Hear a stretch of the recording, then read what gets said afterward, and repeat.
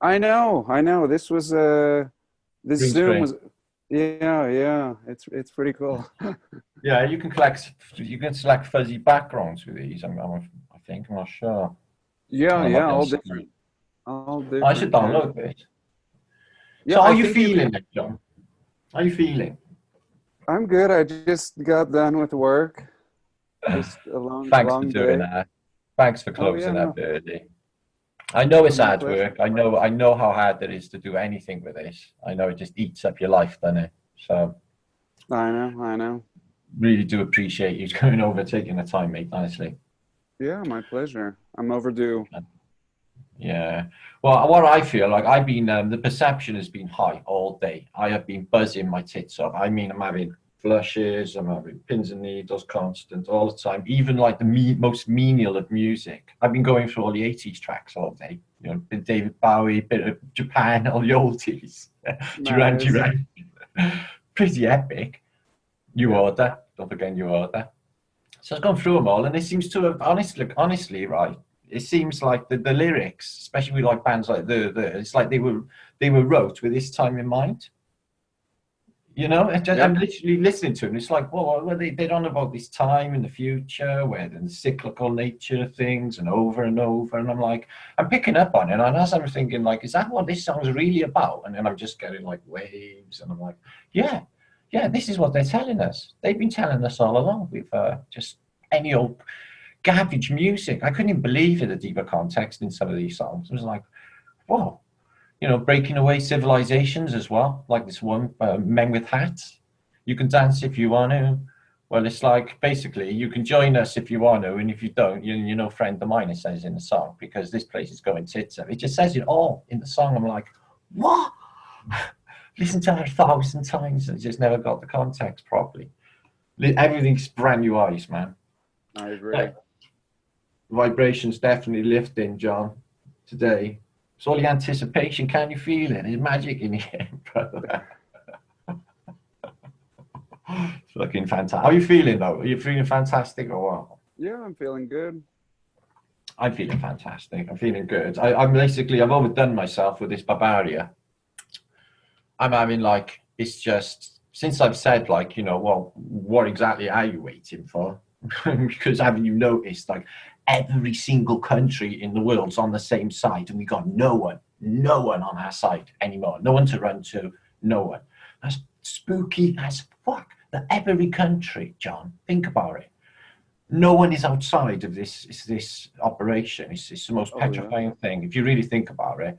yeah. But And we this knew it. Bavaria, sorry. And we knew it. I mean, we knew it with the treaty with Antarctica. You know, We we knew knew it it. all right. Yeah. You But know, now they're showing their cards again. I got a feeling, you know, I think they've bounced the elites. I don't even think we're looking at Trump. I think we could be looking at a double. You know, they showed us months back there these masks that make them look exactly the same. All of Yeah, these world leaders have doubles that you can't tell apart. absolutely. Um, Buckingham Palace is boarded up, and now they're saying somebody was saying sides of the White House has got boards on it, and they're saying, "Oh no, last case is civil unrest," and they go to these places, as if that could be a possibility with the military. So I think they've closed up house, and I think they've bounced. I think they're gone. I think they're gone to other lands. I really do. I think, Wherever. yeah, yeah. All the oligarchs, all the elites. You know, it's time's up for them. The game's up, full stop. The game is over. As far as Itiola doing is playing for time. That's what I really do think is happening now. Obviously, it's nothing to do with any plague.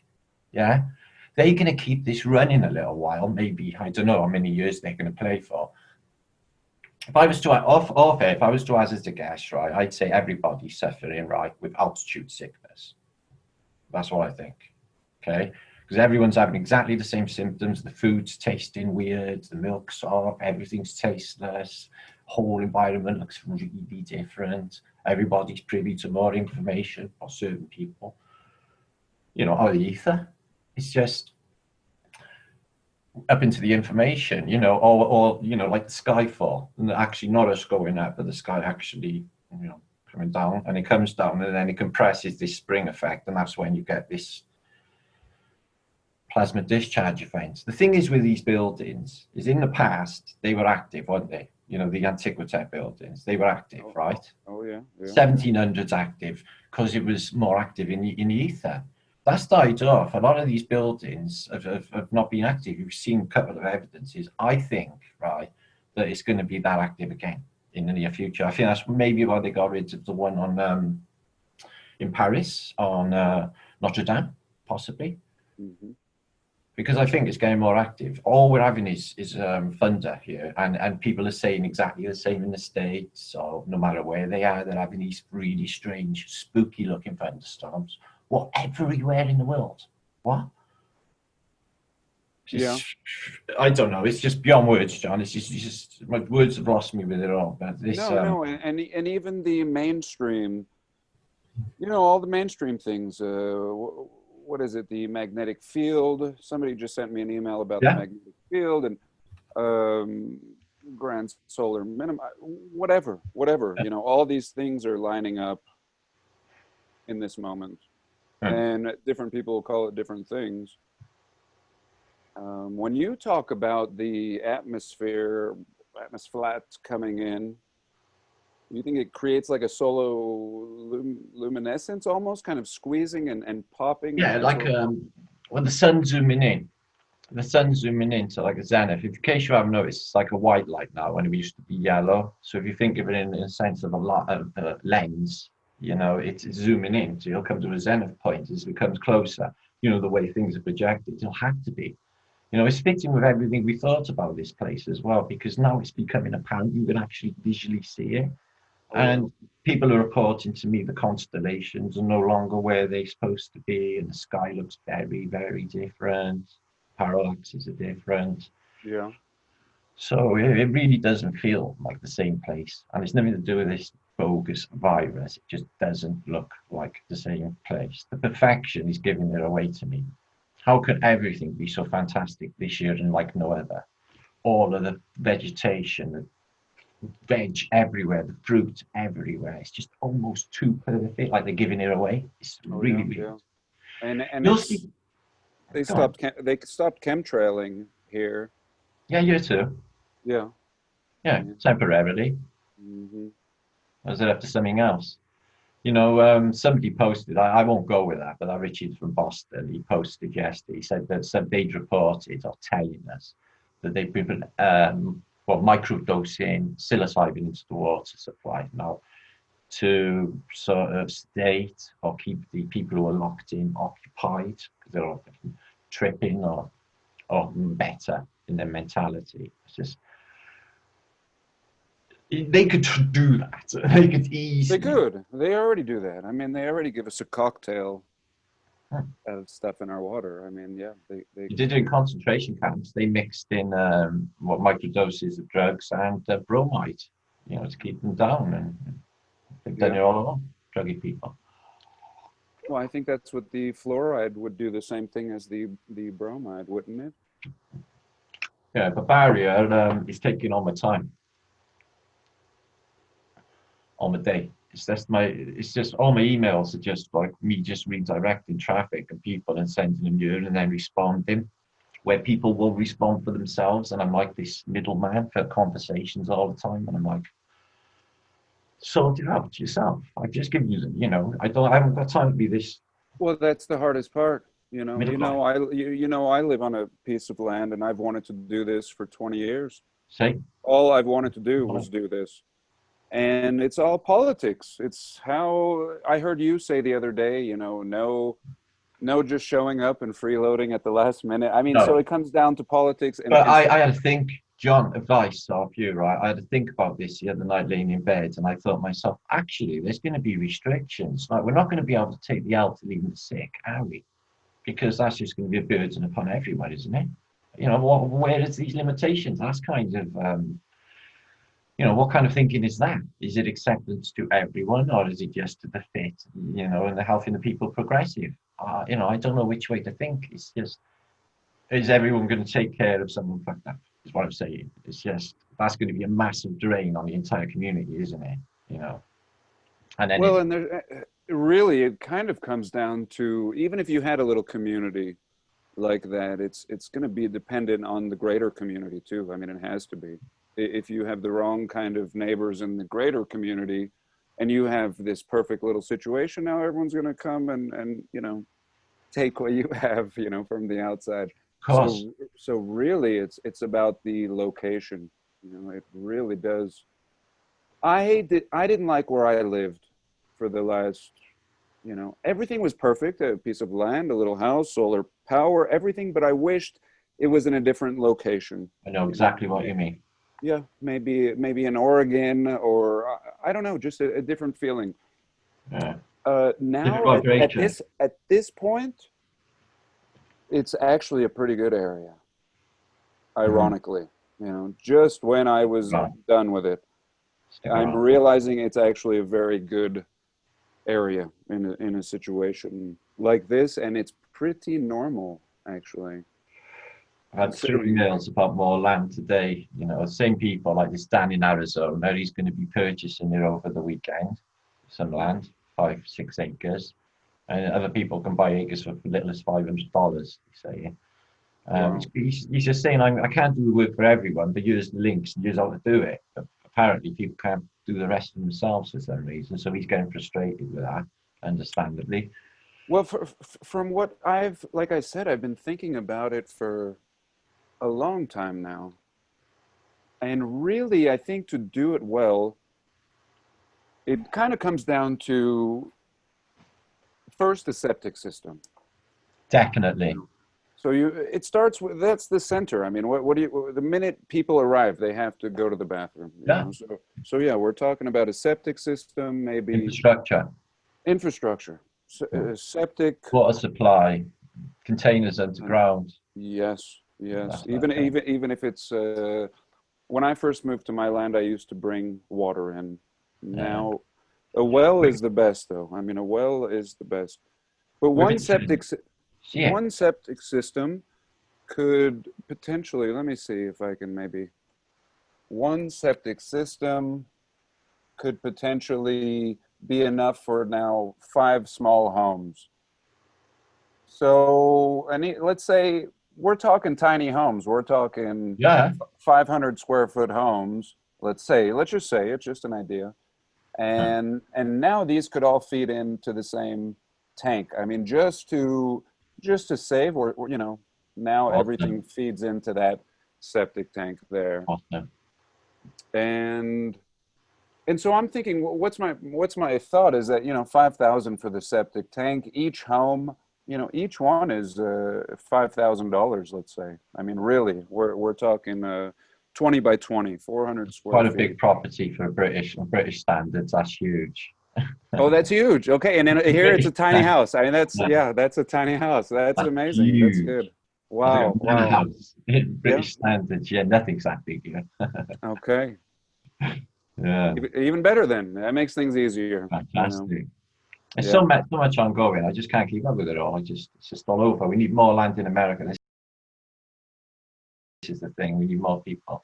I'll tell you what. Should we just crank this up because we were talking hours? What do you think? I'm gonna just go live. I'm basically recording. What do you think? Yeah. Yeah. You recording yours? Yes. I think I'm recording on Zoom. Oh, cool. Excellent. Me record. I think I've never done it before though, so hopefully it works. Request information from meeting host for you. It says. Oh. I guess that's working. Okay. Anyway, John, the epic weirdness continues. Now we've been calling this out for years now. It's not as if you know, we haven't tried to advise people. We talked about the breakaway civilization just over a year ago. Remember? We talked about beaver dam technology and anything under our utilization that we could get together for, you know, for the future. We've seen this coming. I did. Everyone did.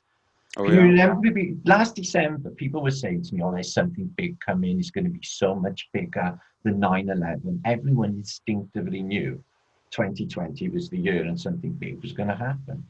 But this, No, it's too late, really. I think, to me, John, the cat's out of the bag. It's too late. They can't put the cat in the bag, and the system is broke. History's alive, and it's all coming out. You know, how many people know now? How many people know? You know, the real score about how things are, and we're unveiling the deeper meaning of it all as well. I don't think it's ever been done in any reset. You know, and everyone is having the same experience on this awakening. Everyone, no matter who I talk to, they're all saying exactly the same thing, same experience, all lifting this at the same moment, at the same time.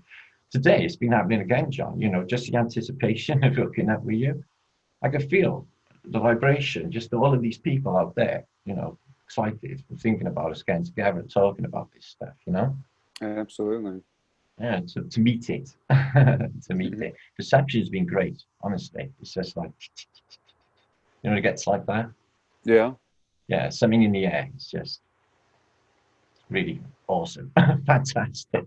You know, I was so excited in a way with just how you said everything is coming to the, not just the stuff we research, but everything is coming to the surface. Yeah. And one of my great excitements was the whole law, all the truth with the law, and how exciting. I mean, this was going to be a game changer. I mean, we were going to be able to play the way they play, you know, the way they play. And we still can right now, but I feel like not now, you know, just when it was getting good. I don't think now is the time, but the tools are there. We have the knowledge of how to do this, you know. But now, yeah. You've done it, you've tried a little bit yourself. Somebody sent me an important link maybe 2 weeks ago, very excited about like copy of the Magna Carta. Not that I really recognize any ancient documents, if I'm honest with you, anymore, because I know their source. But it states on there that, you know, all free men are not to be messed with in this land in any regard. So basically, if you were a free man, there's nothing they can do to touch you. So that's a case of when there's martial law, they can basically traipse into your property and take it. You know, this is always a thing they can do in martial law. You have no right to zero rights. You shoot you dead like a dog, as you know. Yeah. So as a free man, you're completely sovereign, aren't you? Well, they can't really do that because you're an independent state. They do it themselves. Look at Liechtenstein, look at Luxembourg, look at San Marino, look at Andorra, these little tiny states within countries with their own setup and their own societies, different from their surroundings. People do it, they do it. There's a few in the Balkans I've heard of as well, smaller duchies, if you like, self-governing, everyone responsible for themselves as well, you know, sovereign for themselves and their own families, don't you think? Yeah. Yeah, no, it's really what we need to do. But at the same time, like you said, in a martial law situation, things change. Things change. I don't know, you know, even if we understand our rights and the laws, and that's what I mean, John. You know, we won't even have any. You know, we weren't safe before. I don't know why anyone in this realm thought they were actually safe. I knew we weren't. I've seen enough in this life to know you're not safe, and you're not safe with them. Yeah, we need to protect ourselves from them. Is what I think. You know, I feel a beautiful thing. You know, when the brothers and sisters are getting together, waking up together. You just for us, we see the obvious truth. This is all a lie. You know, and there's controllers, and they've kept everyone else asleep, haven't they? And some people could just think for themselves, see straight through it, and they're like, how can't everybody else see? It's the most frustrating thing ever. The mind control, it's total, but it's a spell. So spells can be broken. It's the way consciousness works, isn't it, John? You know, this hive mind that's happened here. Look at, I bet you there's 100 times we've had the same thought the same day. We have. Oh yeah. Absolutely. Absolutely. You know, I'll say, I was just thinking that. You pick up on the extras of my thoughts, and other people do exactly the same as this hive mind and all the other channels as well. And everybody else involved in all of this. Everybody has their input. It's absolutely fantastic, actually, the input, isn't it? Of everyone, you know. Well, and that's part of our true power. That's what they don't want. That's why when we go to school, we're told don't look, don't cooperate with the other peers. You know, that's called cheating. You know, you don't cooperate. It's just you. And really, that's what we need to be doing. We need to be coming together and sharing. And sorry for laughing. I'm just thinking about me at school. They kept me away from everyone I was too corrupt in. oh yeah, yeah. Get people to think for themselves. It was terrible. I was the same then as I am now. I really am. Yeah. But I was trying to remember stuff from the past earlier. I was listening to some old 1980s records, and for some reason it was really foggy and I couldn't remember details. It's like the past is like so far away for some reason, and I can't get my head around why. I used to have really acute memories of the past, but now I'm having trouble bringing them back. It's a very, very strange thing. For now, everything crystal clear. The rest, fuzzy, like it's not there. Weirdest thing. And this feeling as well, in the ether. You know, it's like something's put its foot in the room. I don't know why other people can't feel it. I don't know why other people haven't noticed. I felt it a long time ago. This thing that wasn't here before. It's tangible. I don't know. Can you feel it at all? Sometimes when you sat there quiet, there's something that says, oh yeah. I mean, absolutely. I mean, I've heard you talk about you used to listen to Art Bell.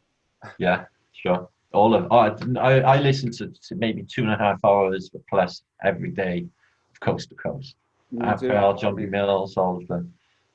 So really, anybody who's listened to Coast to Coast, you know, again, it's been over 20 years for me, probably you too. Yeah. This has all been talked about for the last 20. I mean, at least I saw this coming based on the show.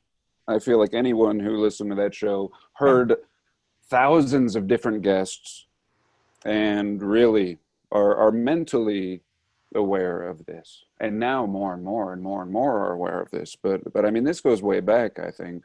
It's not shocking. It's not shocking. The only thing is what do we do? You know, what do we do? Well, this is the problem we got, John, is what dawned on me is the terrifying truth that every single country in the world has just locked down their people. There's not one country that would step outside and say, this is bullshit. So everyone's towing these really extreme, scary lines to the people. None of our children are safe. They can take them away for a snotty nose for weeks. And now they just announced where I live in Wales yesterday, that now they're going to do local lockdowns. So basically, we live in a rough area. There'd be any excuse to just lock that area. Nobody's going anywhere, and they're going to start that now in my country, my city. So that's not a good development. So they're getting a bit more like Australia every day in Britain. God forbid, you know what's happening in Australia is just like it's just a nightmare. You know, John. Either everyone's staying in petrified with their masks on in their living rooms with the windows closed, or there's a damn sight less people than there was 3 months ago or 4 months ago when all of this started. It's like a third of all the people just disappeared. Now we've just all been let out. What if while we've all been in lockdown, they've been taking people? How do you know there hasn't been some sort of purge? They are going to, all of this, if we don't do something, it's going to be forgotten about in the future. They got hold of the history books. We need time capsules. We need to stamp this moment, John, because they'll rewrite the history and they've done it before with the last plague, this Spanish flu. We only knew about Spanish flu. We didn't know they locked down cities like Seattle and imprisoned people for no masks. You see that in the movies? No. Or in history books? No. And now they're pulling it again extreme. So where's it going? Do you think it's just about vaccines? Chipping and new world order? Because I see way beyond that, John. I see something completely different going on here. I really do. Spiritual by nature. Computer system, if you like. Oh, yeah. Yeah, heads with these plasma discharge events, you know. No, I definitely think we're getting more static, okay? And I definitely think with these electromagnetic anomalies that are happening, they're telling us about the subatlantic one, and human resonance is supposed to have dropped, etc. You know, they keep telling us this stuff, don't they? So I would say there's something wrong with the charge in this place, is what I would say. You know, in the globe terms, something like a pole flip, but there's still a north and south opposing forces, and they do, because of the nature of a torus, could flip. This has been, they say that you can see this in the geological record. And they give us a part of the truth, right? Part of the truth. But there's something outside of, I don't think it's outside of our understanding. I think they play for time. They know all along. This is the secret of the Masons and all of these secret institutions, because that's their power, isn't it? It's these secret organizations. You know, they all club together. They found out bits of the truth brought over from the last reset. You know, some documents, real histories. You know, we were very lucky, John, you know, to see little snippets of the real history. There's not many bits that have slipped through, is there? You know, some of these rare documents are just like undeniable, and when you can corroborate them over and over again, it's just like, wow. You know, very lucky to find anything independent of them. We were found good sources, that's why. True. Do you mind if I share a few pictures for the people to look at for when I paint? Oh yes, yes, please do. I got some cool stuff actually. Host disabled, you got to give me rights to screen share you, I think. Can you do that? Can I do that? Let me see it. Super fantastic, Jon Levi, yay! Flight with British peeps, I'm going to be so happy right now. They're doing little tap dances around their room. That's me, is it? Multiple, okay. Now, try. Yeah, I've got it, bro. Thank you. Yes, it's working? Yeah. I can't see what you're sharing. Oh, here we go. Here we go. So. Very nice. Beautiful. There we go. Market Street, 1906. I think it's April the 11th, 1906. It's a couple of days, 3 days. This one's been colorized. Yeah, recently, only recently. Oh, don't buff. Yeah, only recently in the last few months, HD colorized. But just look at that civilization, John. This is all supposed to be built in the Victorian era. Look at the size of these buildings, all old. And cats, John, cats were not built for cobble. They cannot go on cobble. No. They are absolutely hopeless on cobble. Pull that down by there, excuse me. So I guess the trams are running on the middle line, electric. But I think this is set up. I think this is some sort of Cecil B. DeMille thing, John. I've watched it 100 times, this thing. And there's people know the camera's coming. People taking suicidal leaps. Somebody and watch how many people nearly die in this one set. Either they're stupid and reckless, or they know it's planned and they're not afraid of being hit at all. Well, see that guy? He's like, you don't know, where do I go in this set? He's just like, he's got lost on the stage, like when you walk on a stage. But it's amazing how they found the colors.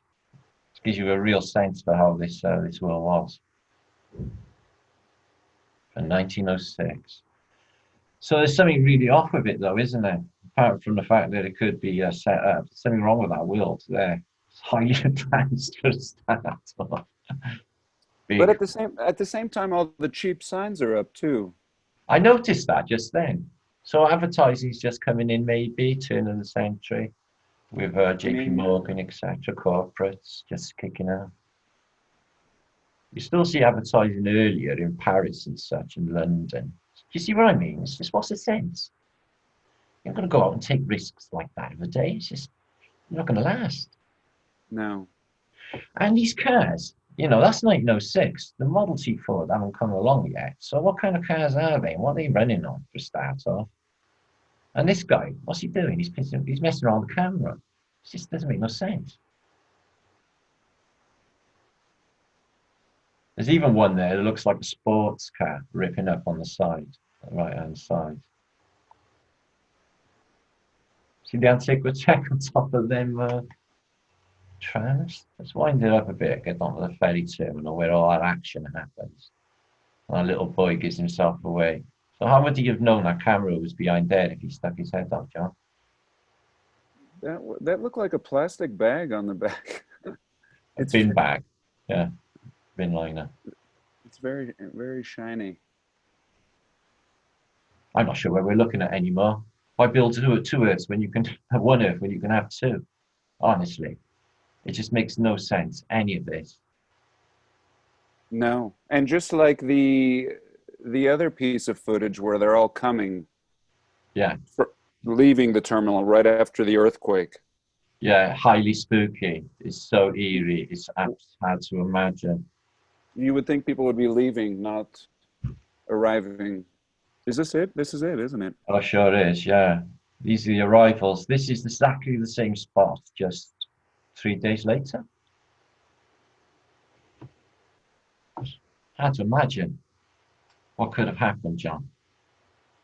Things are still smoldering, you know, it's still happening. And what you find is people just stand at the end of the street while these buildings falling. It's just...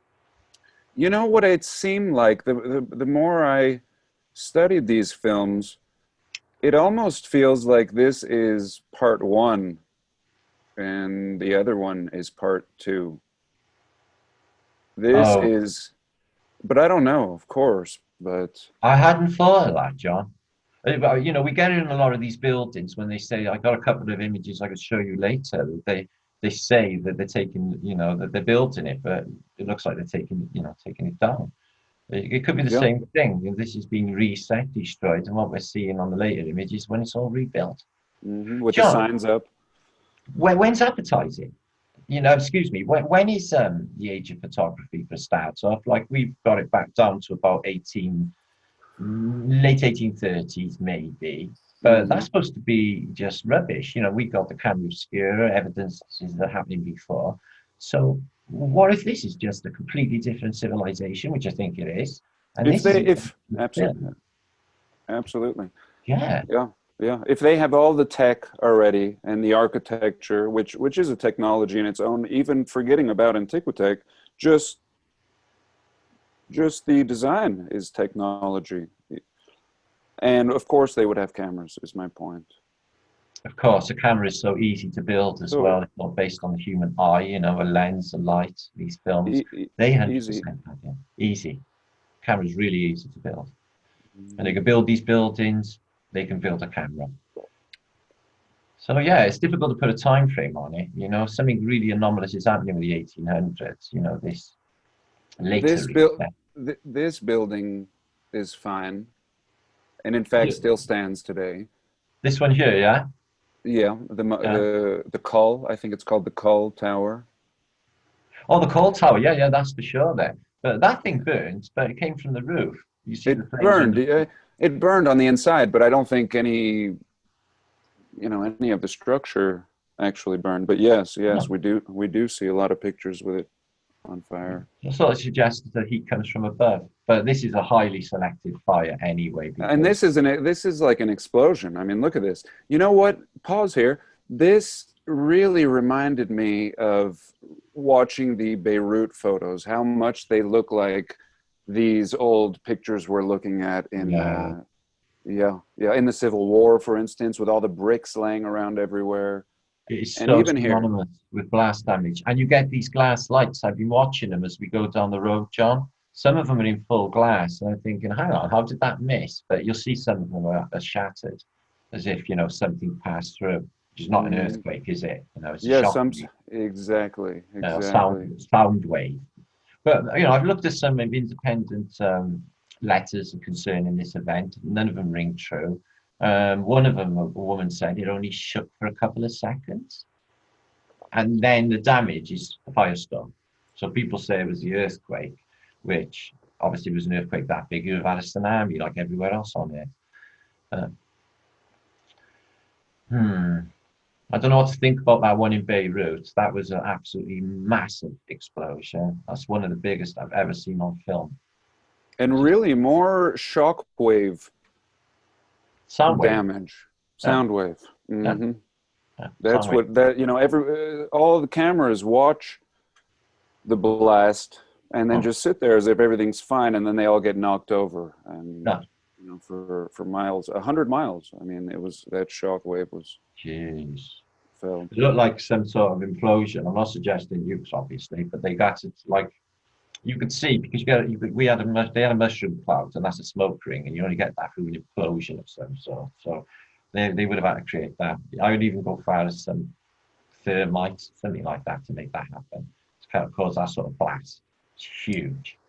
Scary, because they're letting people know they got something that they could let off in your city that big. They could do that. And it's funny, there are always these major ports, isn't it? Yeah. Oh, yeah. That was the food supply for the whole of Lebanon, apparently, that was. Now they're having trouble and unrest there because of it.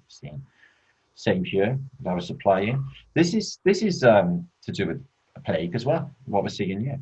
Because there's an epidemic of Black Death at this time, right? And there's some suggestions like the city was erased to stop the spread of this epidemic. Well, I'm not really believing epidemics anymore. Prior to this, Honolulu, was burnt as well. A residence of up to 15,000 Chinese in Honolulu were torched and killed as a preventative measure for the plague, because it's on the protocols, which means they can burn out cities that they think are infected. You know, if it gets to the extreme points, they can mohab a city that they think is infected, and that's a fact. Look into the protocols of this insanity that they're dragging humanity through at the moment. We got to get our off before it's too late, by the way, for our children's sakes. Now is the time, it's imperative. Can't emphasize it enough. This. And from what I understand, right now in California, they're having raging fires. Again. Raging. And what they're doing, they're tying it into Corona, so they're quarantining people and basically letting them burn. That's what I'm understanding. And there was a whole community, this is within 2 days, that has been, and it's kind of mixed, you know, they have their hands in everything now. Now there's the fire rule, now there's the virus rule. The problem is, who's anyone going to report it to, John? Who's anyone going to? This is what happened in Nazi Germany. Nobody had anyone to run to, you know, when everyone, in the end, everyone was gone or rounded up. It wasn't in the regime of massacres. That's what they're doing now. So who are they going to run to? Phone the police, complain to them, social services? No chance. No one. These people, anyone can run to, you know. No. You think that people would have run to religions for their comfort, but they've even denied them that. You know, we will save you. And then they're going to introduce some sort of salvation to them somewhere along the line, and that'll be fake too. Because something else will certainly be happening elsewhere. Magic trick. Watch his hand. Oh, we're doing that over here. Maybe even preparing for a reset. I hope not, John. I'm just saying the cyclical nature and what we've dug. This place is reset over and over again. This was only 100 years, 110, 20 years ago. And then you know that one happens for 450, maybe 500 years ago, a total reset of this place, which we can see. Yeah, it seems like there's the grand cyclical, the 400-year one. It does. And then there's these, you know, there's these smaller ones, these plagues and these, you know, these fires. And even here in San Francisco, in the narrative, they talk about shortly after, if not the same day of the earthquake, they were, in fact, there's film footage of it. They were dynamiting the fire. Yeah. The fire swayed, so it didn't spread. Yeah, but I've seen some images of that. Yeah, exploding. Another thing anomalous that I've seen and I found out about is a third of America's gold was stowed in this city prior to the event. And what I seen on one of these videos, which I can link, is you'll see what looks like giant fridges. And I posted about them. I'm like, what are these things? And then under closer scrutiny, these were safes. So it seems that there was a giant scam, a Oh giant yes, heist going on. yes. I have seen those pictures. You're right. And they're Hmm. guarding, and there's men with guns all around. That one. Yes, yes. There's a few of them I've seen. Yeah, they're Mm-hmm. guarding safes where they've just pulled them out of buildings, thrown them out these apartment block windows. But another thing I found fascinating looking at this as well is the size of the buildings in comparison to how many people. Okay, they are massive, massive buildings. Okay, I feel the same thing's going to happen now. You're going to have these tower blocks semi-empty because most of the people have gone, and then they're going to have arrivals to fill these places up again. These are all coming from a terminal. A terminal. Well, it reminds me of these buildings. Also remind me of the towers in New York. How we saw that they were empty. Hmm. They were never really designed to, every room housing somebody. There's another function. Yeah, And it's the completely same hollow. now. Yeah. Yeah, no. Who knew that? But yeah, highly spooky film that is, John. Don't know what really's going on there. Mm-hmm. Where they're all coming from. I got a few of them. The devastation is beyond belief.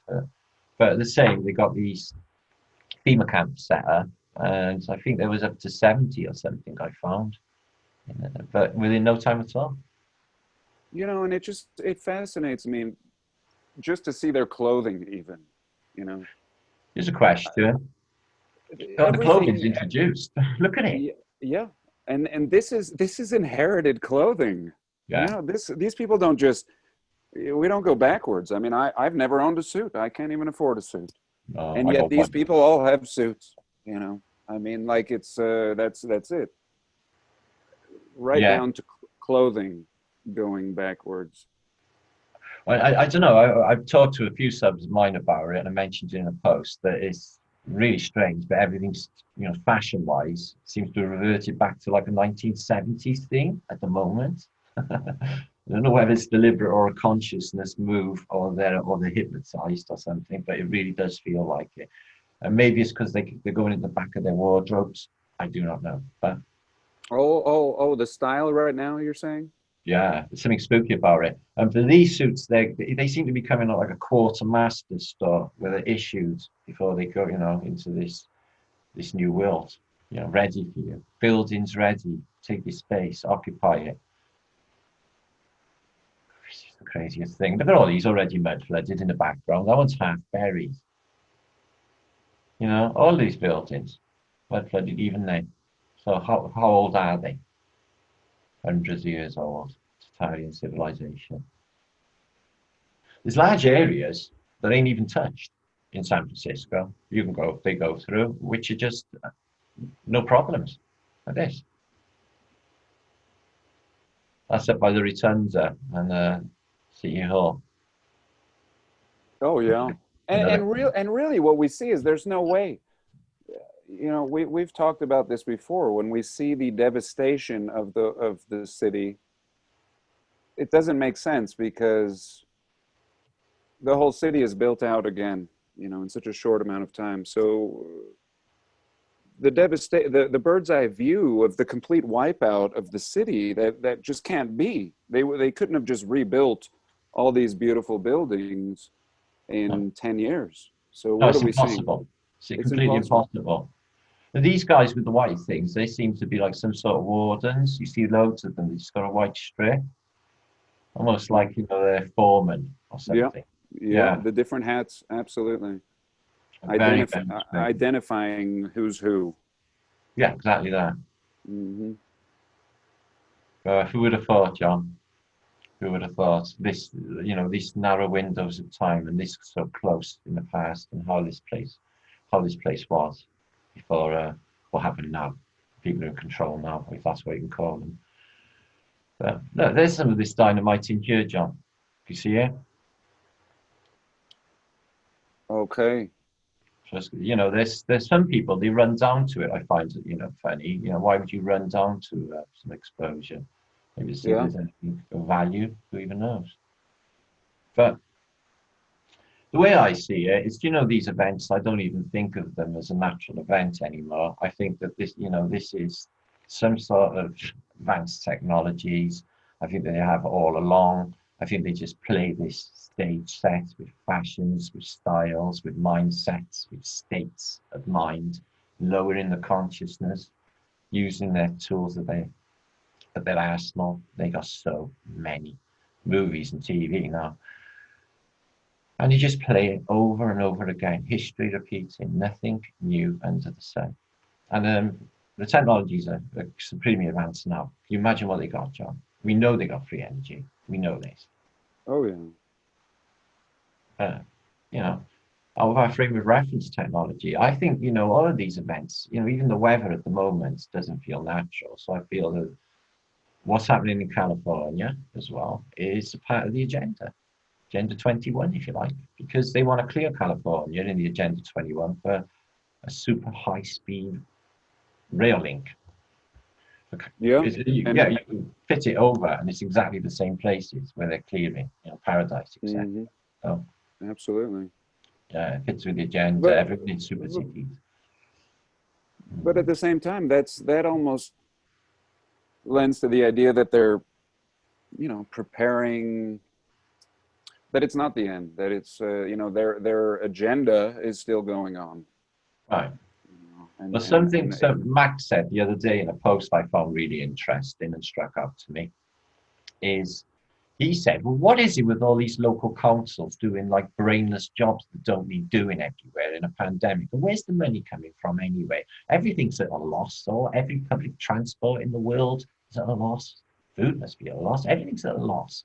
How is this working? Which is a good point.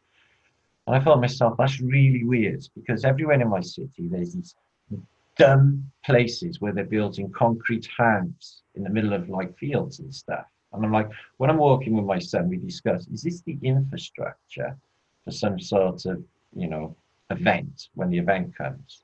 You know, where they could have like my local leisure centre, they'd be reinforcing the roof. The place is closed down.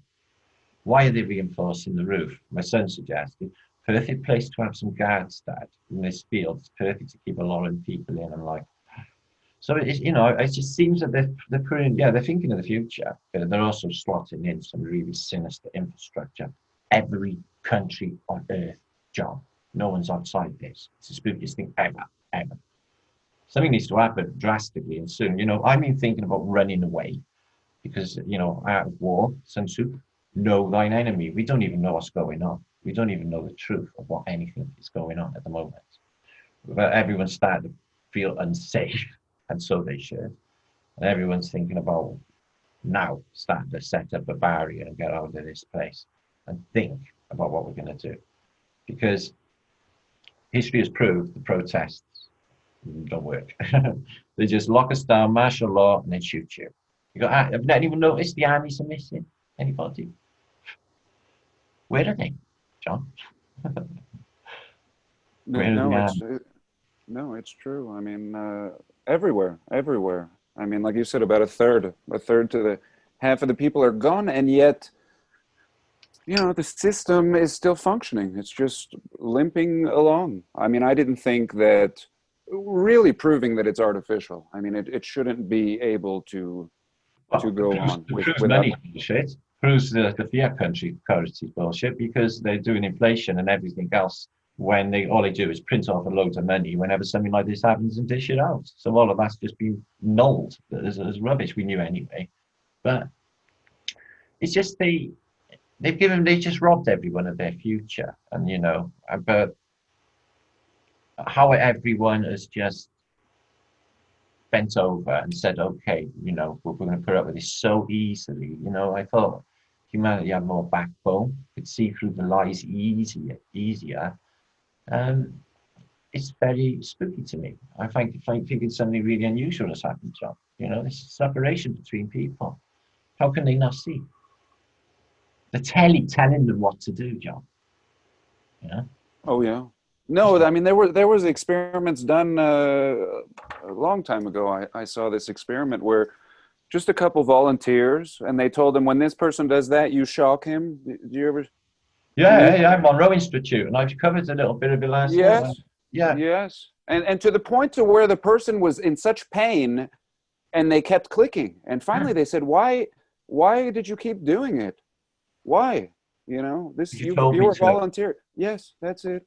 That's it. And just suddenly just slipping into that figure, this authority figure, and doing what they were told, or being in a non-authority figure and doing what you're told. I mean, it really. And I feel somebody needs to take charge. I feel somebody needs to do something drastic and soon, because you know, it doesn't take a genius to work out what we got coming, you know. And even the nicest case, look at this Epic Levi folder. It doesn't take a genius to work out that our freedoms are gone forever. We'll never have them back. And anything that, if you're old enough to remember how the world was, okay, it's going to be sorry for you, because you're never going to have anything like that back. I feel so sorry for the children having to go back to schools, institutions, where they're going to be treated like that. How is it, John, with this? Right, this is the first building in the whole San Francisco to have scaffolding for all, and it gets no damage whatsoever, the ferry terminal. Something weird that. It was imperative they kept that open. Yeah, yeah. I wonder where they wash their clothes. And all these churches, you know, the collars are always starched, aren't they, in them day and age? You know, in buckets and stuff. How's this all happen? You know, a lot of the people will have really, really, you know, never washed looking suits. It's as if, you know, a lot of the masses got issued as one suit and were sent off, you know, sent off on their way. They did the same World War II. They gave people what called D-mob suits. And when I was a teenager, there was old men that still had their D-mob suits on. So that's our only evidence that Napoleon Bonaparte ever existed. I don't believe it. I really don't. But it's supposed to be his death mask. Yeah, it is. Yeah, Napoleon Bonaparte. But it looks nothing like any of his paintings. No two corroborates, you know, he's supposed to have this lip. It looks nothing like him. I think this guy's not a real thing, you know. I think it's one of these Phoenician stories for their books. You know, I'm doubting any of it, because when you look into it, you know, John, there's a complete other narrative for all of this. See these? Oh yeah, no, these pictures. No, these pictures are so ridiculous. It's like the Civil War ones. I know. Look at the background, though, John. Yeah, a complete backdrop, and just. I don't know. Those are supposed to be warriors, you know. You don't see it on their faces. They're just having fun, really.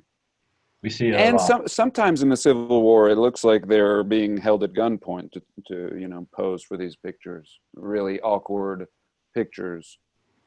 Shame there's no evidence for what they tell us happened in the Civil Wars, like all of these tens of thousands of dead and these monumental battles. Napoleonic battles, because there's no evidence of this. No, I mean, again, it seems like the San Francisco fire. I mean, this is just San Francisco fire is the excuse for the beginning. You know, how are we going to show? What if pictures of this place after the reset surface? We got to come up with a story. They think, okay, let's say it burnt. Let's say it burnt. Yeah. Same thing with Civil War. God, there's some pictures out there of this Civil War, just a mess. What are we going to say? We can't say this is the beginning of, we're trying to act like we're just starting. So no, they say Civil War. Civil War did this, and this is the beginning of our time. Yeah. Well, I think the movies give it away a bit as well, John, if you think about it, because, you know, the old Wild West, they're always in these, you know, wooden shanty towns. But what we have found is most cities and most towns in America in the 1850s are big stone building cities and towns. Tartarian looking. So, you know, even the movies have given us a psyop of thinking that it was not a developed place. You know, this was a struggling Wild West, but this is not the case when you look into it. No. Yeah. I mean, even San Francisco being the perfect example. I mean, starting in 1849. And it's that beautiful and so quick. Well, more than that, I mean, if you follow the sequence of it, it's just a complete insanity. Apart from that jump for it being built from its inception, that bay, and then you get the total destruction of the city, and then the mayor's like, oh, we're super fantastic. We're going to build a great expositions, one of the best Pan-Pacific in the world, within a few years. And it's like, well, 6 years later, they got the greatest exposition on earth set up. Yeah. in the Bay Area. From that, well, where did the money come from, John? The city was completely destroyed. Exactly. And It's kind of like Mount Rushmore, you know. Hang on. There's a problem. Yeah, Mount Rushmore. But I'm just thinking, hang on, how is that imperative to build the great expositions? The entire city's destroyed. Surely they would have built that first. Mount Rushmore is in I don't know what state that is. 1820 something. They start building Mount Rushmore in the Great Depression in the middle of the. Well, I see some pictures of it without the sculptures, and you know that guy was supposed to have taken before, without the before the president, but that could be just any rock face. It really could. Maybe they'll add another one on there, so a fuzzy haired dude, Trump stuff. And the deportation and the movement of people, they've been doing this all along, and they're doing it now. It's just endless people just shipped around, like their rights don't matter, their humanity don't matter. Some new homes, new places, all at the same time as this. You know, these arrivals. These are being taken on a ship called the Royal Tan. Royal Tan to Australia. Oh, mostly children. That one looks like it's a demon face there. I know, that's the one I was looking at. What is that, a mask or? I don't know. I was going to mag up. You can't mag up on these things, can you? Yeah, you can. Oh, look at that. That's just too spooky. Oh, that's it. That's horrific. Don't look, people. That makes you have bad dreams. What is that? You know what? These people look like they had a pretty decent life. Yeah. You know? And then now they're getting shipped off. They're like, where the hell are they taking us? But you know, they've eaten well, they're clothed well, they're clean, but they're also confused. They're not sure what is, you know, the next page in the book. It's horrible. Well, don't worry, because all our ancestors are not, all of their suffering is not being in vain, because we know now in the future. And it's all being unveiled, and we release them as well as everybody else, all times in history, all at the same time. Look at this building in the middle of nowhere. No palms. There's a fire behind that. That is from, I know there's a fire, but it was from Jonestown flood, believe it or not. And this is the debris left, and there was fires left later at Jonestown flood. And we've looked into that affair. That was pretty horrific. Wow. A Phoenician looked at by the Medusa, maybe. I can't get my head around any of it, John. You're a great admirer of art, aren't you, and sculpture and some of the Renaissance art, etc. Oh yeah. Just trying to get my head around any of it. Okay. I mean, definitely what we're seeing with this art is not carving. That's all. You know, the idea that they would carve something like this. I mean, especially these. Isn't this in a cemetery? I collect cemetery art. I've got hundreds of cemetery sculptures, and some of them are so lifelike, but they seem to like track their personality or their humanity in a pose. And it's like, I find it so eerie how that could even be done. I suppose it's great talent, but how do you trap somebody's soul? You know what? You showed a picture the other day of something that was modern, that kind of felt like this a little bit. I got it on you. Yeah, it's fantastic. It's absolutely fantastic. I'll show you in this little collection. But honestly, I think that to me, I could tell that it was modern. I felt like even though they had captured that sheer, stone feel, just mind blowing in that way. But when I looked at her pose, it didn't look as natural as these poses. She looked very robotic. Got you. Yeah. Well, when I posted about Bernini saying it was impossible to replicate this art, which I still think it is, I had some famous artists turn up in my comments saying, "Oh no, this is possible, and I'm doing it." So I had to Google him, obviously, and I looked it up, and he was who he said, and he was making fantastic sculptures. But at the same token, I don't think anything like Bernini. These things have got veins and just. It's impossible art. It's just not possible. I don't know what's going on either with any of the Renaissance period stuff. The art, the sculpture is from another people. another civilization, not us, whoever made that, another technology. Micron thins paint that you can't even do today. It's just insanity. This sort of perfection is what intrigues me, John. Oh yeah. You know, it's just absolute sublime. It's just the most perfect perfection in the stone. You know how smooth it is, the layers of the cloth. I don't even know. I don't know how. No, and you couldn't carve it. That's all. I don't think anybody would deny. What about those artists? They surely they would not say this can be carved. How about room for error? I'm not being funny. Like, there's no room for error. You make one mistake with marble specifically, and a big chunk will come up. You've got to start with a new bit of stone. You can't just just make over that and it'll all be okay. That won't happen. You've got to start all over again. No room for error with any of these pieces, John. Mm-hmm. You know, when you get down to that as well, how to get the sheet is stone. No, there's you know, people suggest they will now 3D print it. I mean, it has to be. It has to be. Even a mold. You couldn't even do this with a mold. What about 3D printing buildings?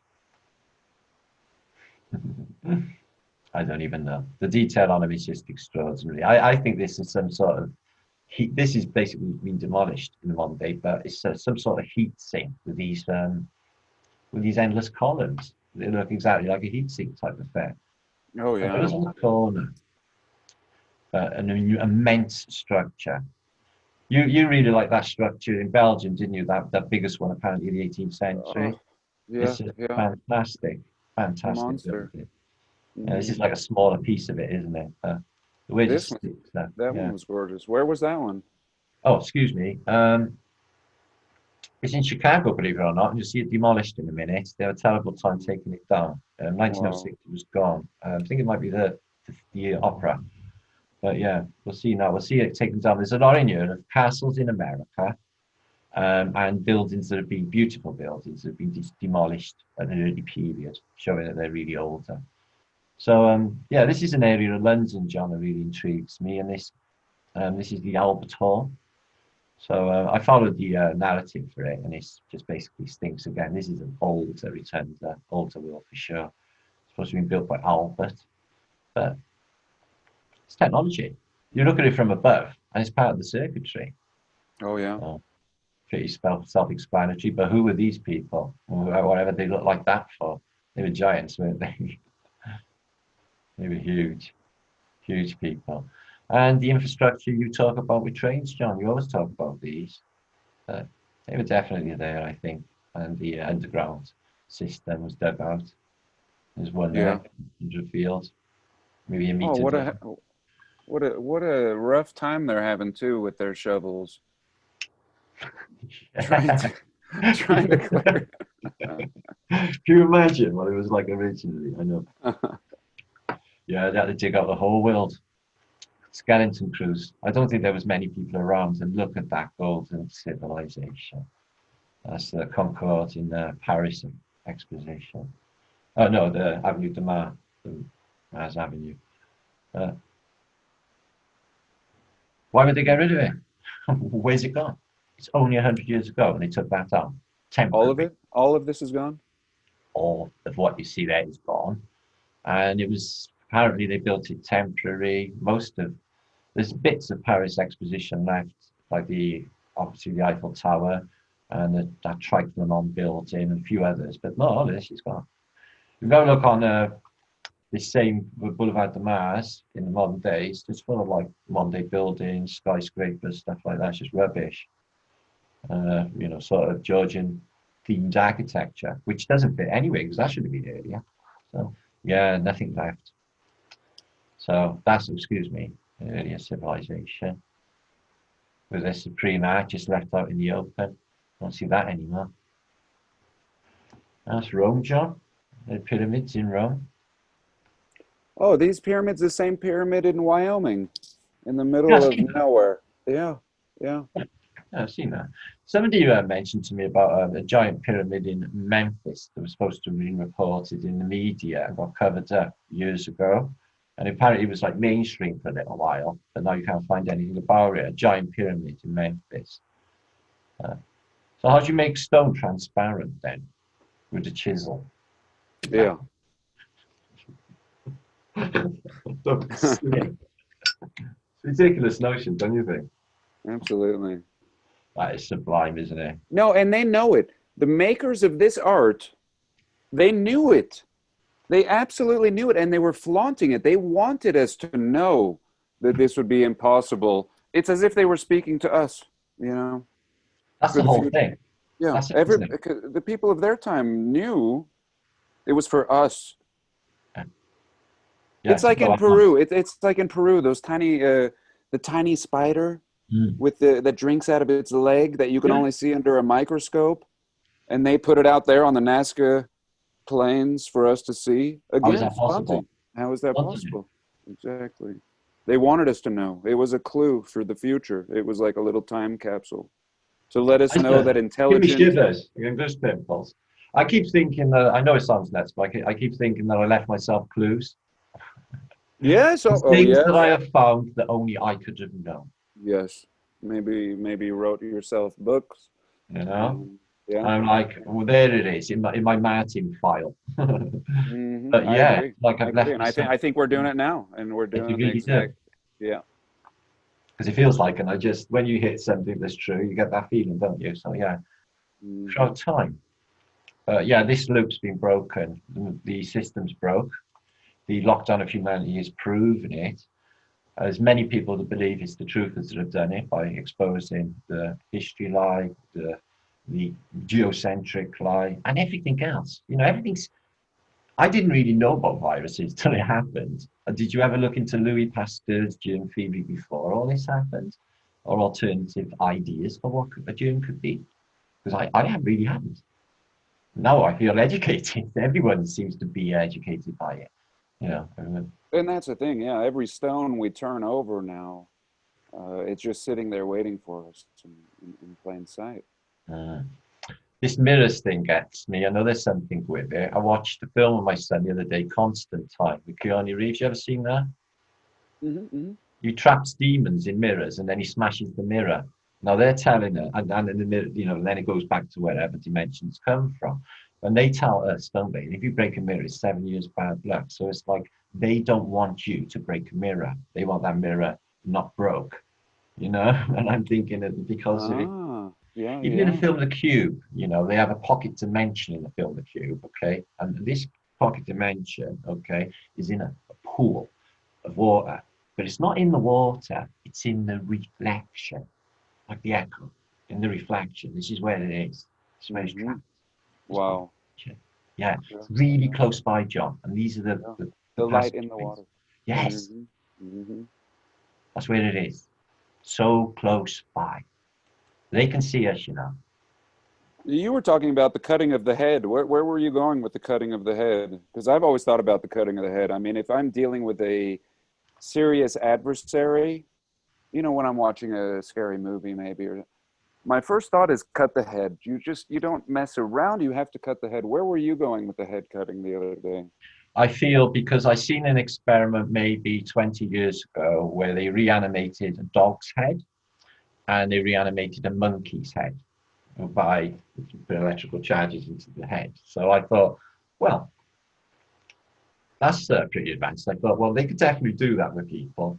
And then things like, you know, the heads in a jar on the Futurama cartoon, and then the heads of states and talking heads. And I thought, hang on a minute. And then I looked into our chemical world, and there's heads in jars along with homunculus in the chemical world. I thought, oh, this is actually a thing. So I was wondering whether they cut off the head, especially this was the tool used in the French Revolution, is off with their heads. Make sure that they don't reanimate the head. So it would be the head of state again, a head in a jar, like they got on Futurama with Nixon in a jar, still dictating. You know, you could go into an office, like they do it in the Wizard of Oz. Wizard of Oz is like just a head. Yeah. You see it quite a bit in a lot of movies. There's just a head, you know? Yeah, so that's where I was going with it. But I definitely think because of the word decapitation as well, there's a few connotations with that. I think the emphasis on religion, I was telling you about, bring me the head of John the Baptist. I think that's coded as well. Okay, especially with the John the Baptist thing. I don't think it's just plain and simple the way they're telling us. And a lot of people throughout history have had to have their heads deemed. There's other ways to kill a human being without decapitation. I think this is emphasis on they can't really bring it back, maybe. I don't know. Yeah. No, there's something to it. Different cultures took the head. Well, look at, do you remember about 2-3 years ago when Jade's Helm happened? And then it was all over the internet about these endless coffins the FEMA had accumulated at the same time as Jade Helm. But they also accumulated a load of guillotines. Did you see them? No. Yeah, sort of, really rough, sort of blue plastic guillotines, and they were just all stored up in this facility in America. Very interesting. I've seen a few pictures, but I thought, oh, I wonder what they're for. I knew all of this was unraveling the agenda years ago. And it was building, and I knew there would be a point now where it would break. Okay. But something needs to happen, and soon. Barbaria's good. It gives people hope. It gives us an idea of what we need to do. Plan again. Get out in these lands. It's opening up anyway. We have 3 continents covered at the moment, but we need more. We need more lands. We need more people, because when it's too late, what is everyone going to do with their money and their lands and the things that they've been sitting on, thinking that all of this is going to blow over and be okay again? Because it's not going to blow over and be okay. The new world that they got lined up for us is going to be like some crazy deposit. They'll have speakers shouting at you in the street. Well, and we're seeing something now where we're seeing a type of revelation. The whole story. I mean, to me, they're stories. They're stories. They're clues. They're clues of what's to come. And for the first time, we're seeing something that may be forced on everybody in this realm, and they won't be able to go into a store. Today, I had to, even in my small town, I had to turn around in a store I usually went to, and it said no entry without a mask. And I turned around and walked away. Yeah. And so here's the buying and selling, and it's not quite, it's not. Pretty soon it might be show us your card, show us your card that you've taken, the indoctrination.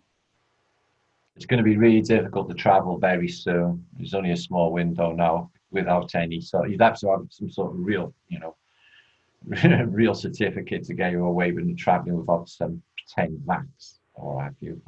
I've been traveling around and stuff. I've gone without a mask because I don't basically take any notice of anybody. And I've had a few problems, and I found that I just snapped a little bit and got a bit ratty, so I need to stop that. I got a new strategy now, which is just smile. I'm not good with people forcing their worldview and basically their insanity upon me. Like take your weirdness or will imposed by others, evil people, away from me. Oh yeah. So Tesla was born in a thunderstorm. So somebody told me in my comments this morning. So was I. So there's no coinky dink that I'm crazy on electromagnetics and magnetism. Is there? Do you know of anybody who's built anything? Yeah, I do. Yeah, of course I do. Yeah, we got a genius guy right in the flat Earth called Zachary Sambala. Zach, he's an absolutely awesome guy. I really do love this guy. He lives out in the woods. He's proper nice, yeah. He's built a Van de Graaff generator, and there's going to be he's got a few things. Cami Nodal, who's Bob from Globebuster's wife, she's got a Faracel. It shows a flower of life underneath and stuff like that. They got all sorts of magnetic stuff going on, and they're going to basically do some sort of workshop at an Oktoberfest for flat earthers in October. It's been held in the United States. That's I think that's all you can do. You can have workshops. You can't sell it. You can't sell it. I mean, it's going to get. But you can have workshops. We could probably share such things too, and just teach everybody how to build just a small one. If you could build a small one, you could build a big one. Just start with a small one on your kitchen counter. Yeah, I tried building a cymatics experiment, Chester. I posted the developments of it on Instagram. So I put it through like an amplifier, bass amplifier, right, John? And basically, all smoke started bellowing after my amplifier. I blew it out.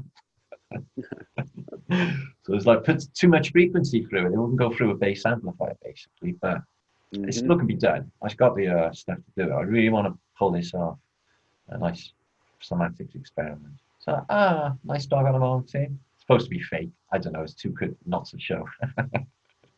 Also, that one is too good not to show. Giant lazy.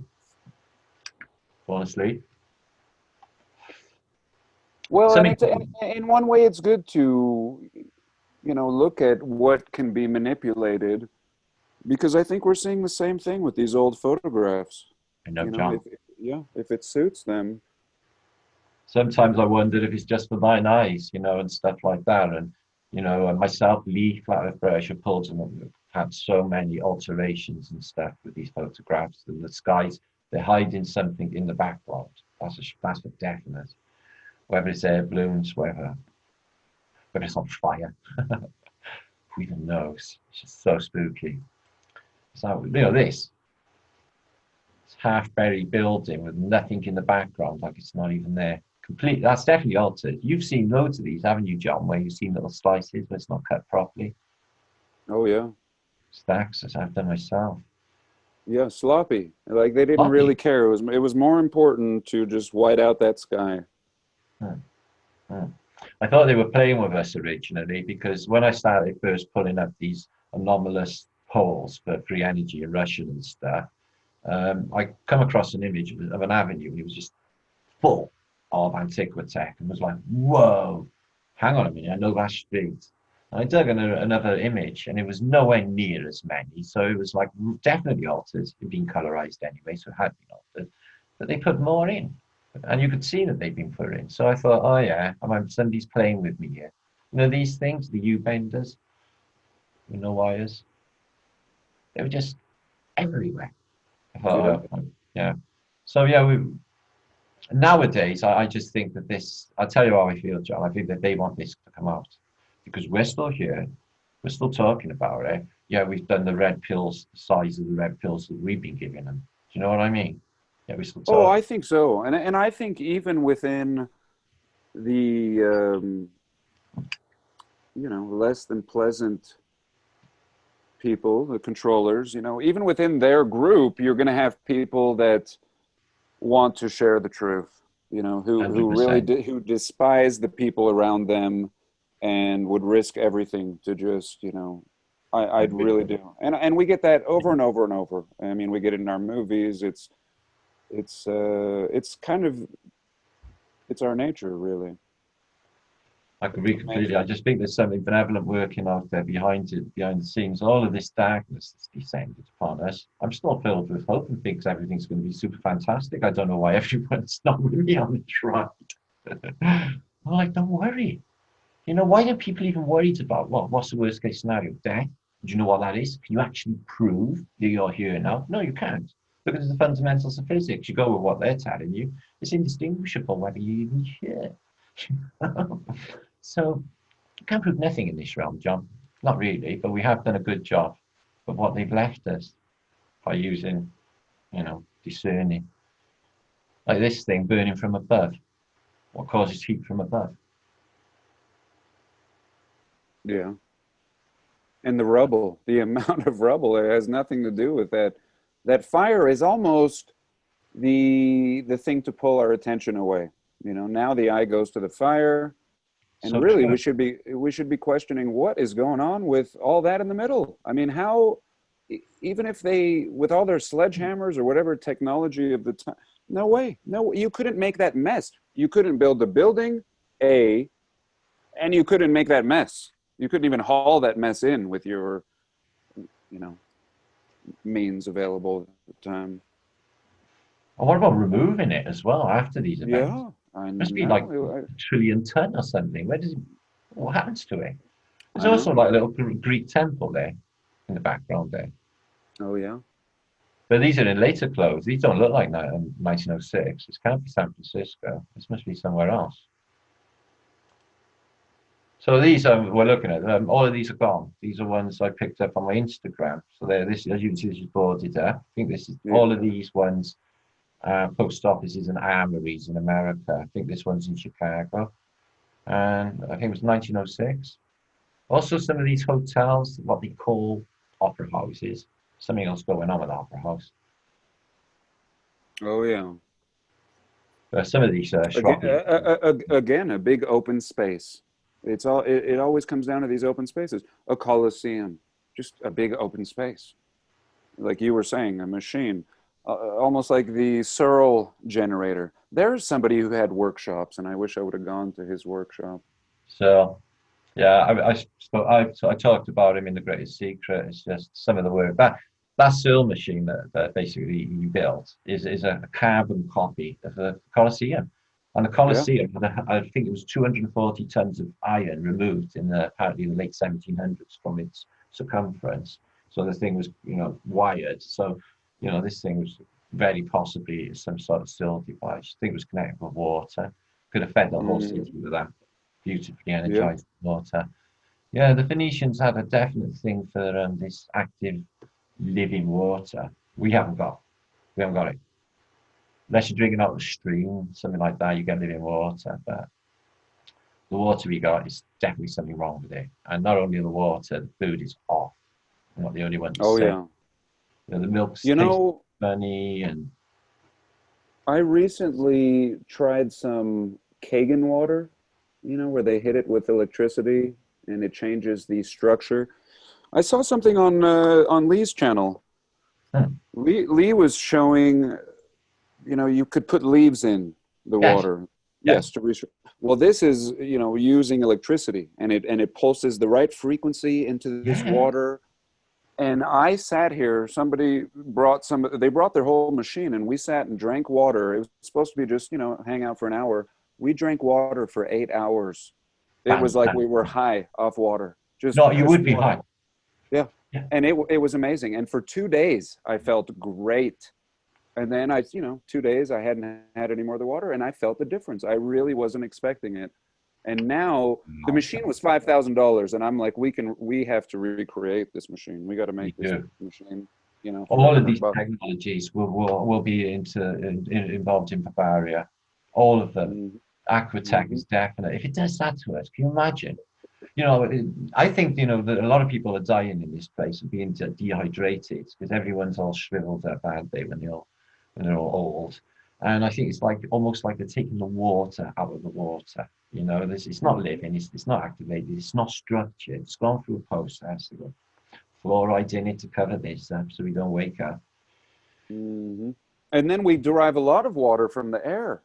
Huge amount of water from the air, and then they're messing with our air too. So all the information's trapped in the air. In the water. Which is in the air. We're breathing it in, we're breathing it out. You can see it as well. You see that when you're out on a cold day. This place is liquid. There's no two ways about it. Excuse me. Tartaria. That's Dresden, being in the pre-bombed days. This building was taken down though early. I think it was like 1907, 8, something like that. But I think that's just the top. It looks absolutely. It looks exactly like the top of all the other buildings, but this baby must have been a monster. Maybe this big down again, or maybe more again. It's just you wouldn't build a building this top heavy. It's ridiculous. You need some sort of building below it. It's just absolutely incredible. And the people. Look at the people. I mean, there's barely a civilization. But it's not to occupy all these buildings as well. The way I think about it is all these buildings for the trillion people who went before us that had something happen to them. With controllers. Yeah. These controllers, whoever they are, we regard them as the Phoenicians, whoever they are anyway. When it comes to the games up, then they start to show their hand.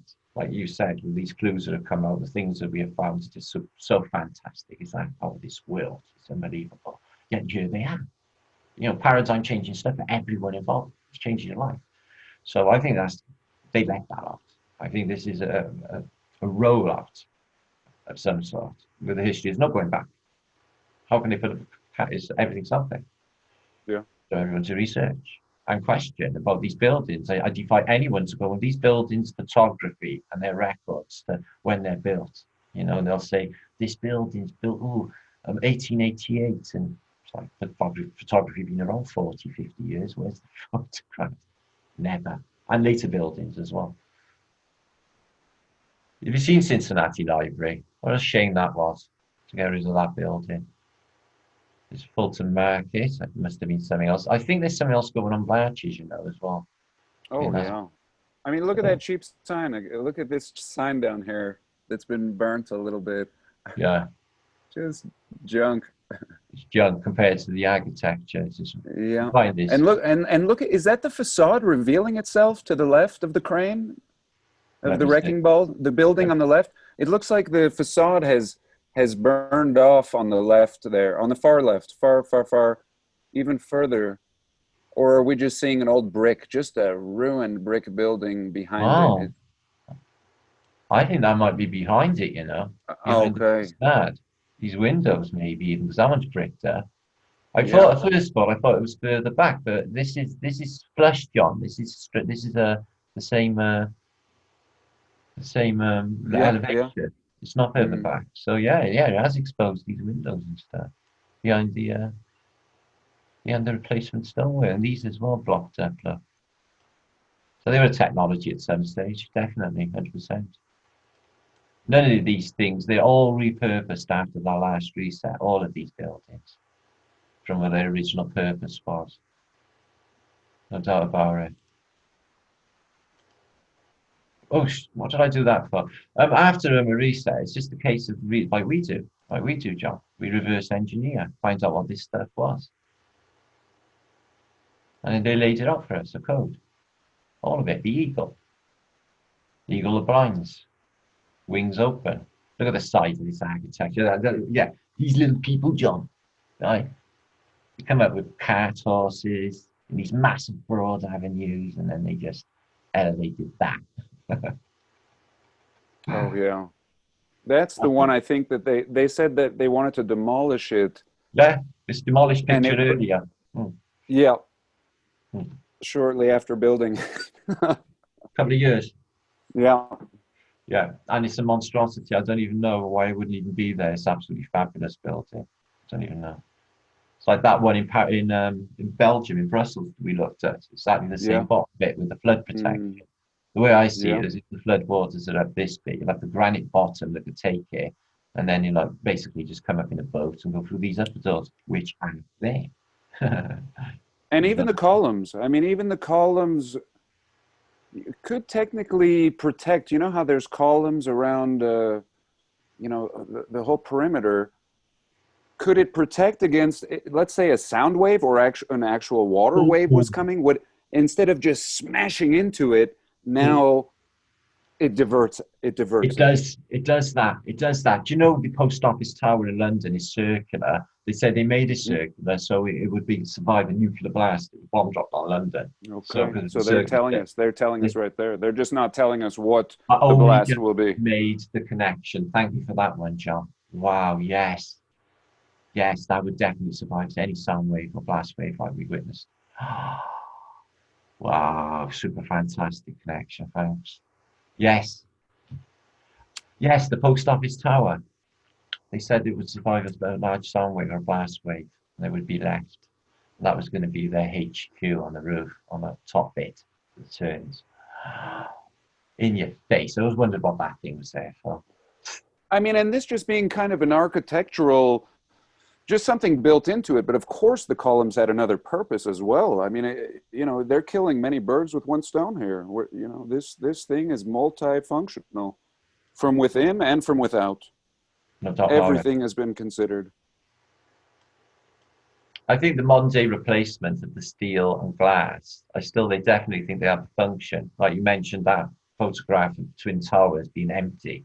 Well, they definitely look like they were devices, didn't they? And I think how many people in that building of a day, say this one tower block, so say, for example, 5,000 people. They're all doing work. They're all energized through the day.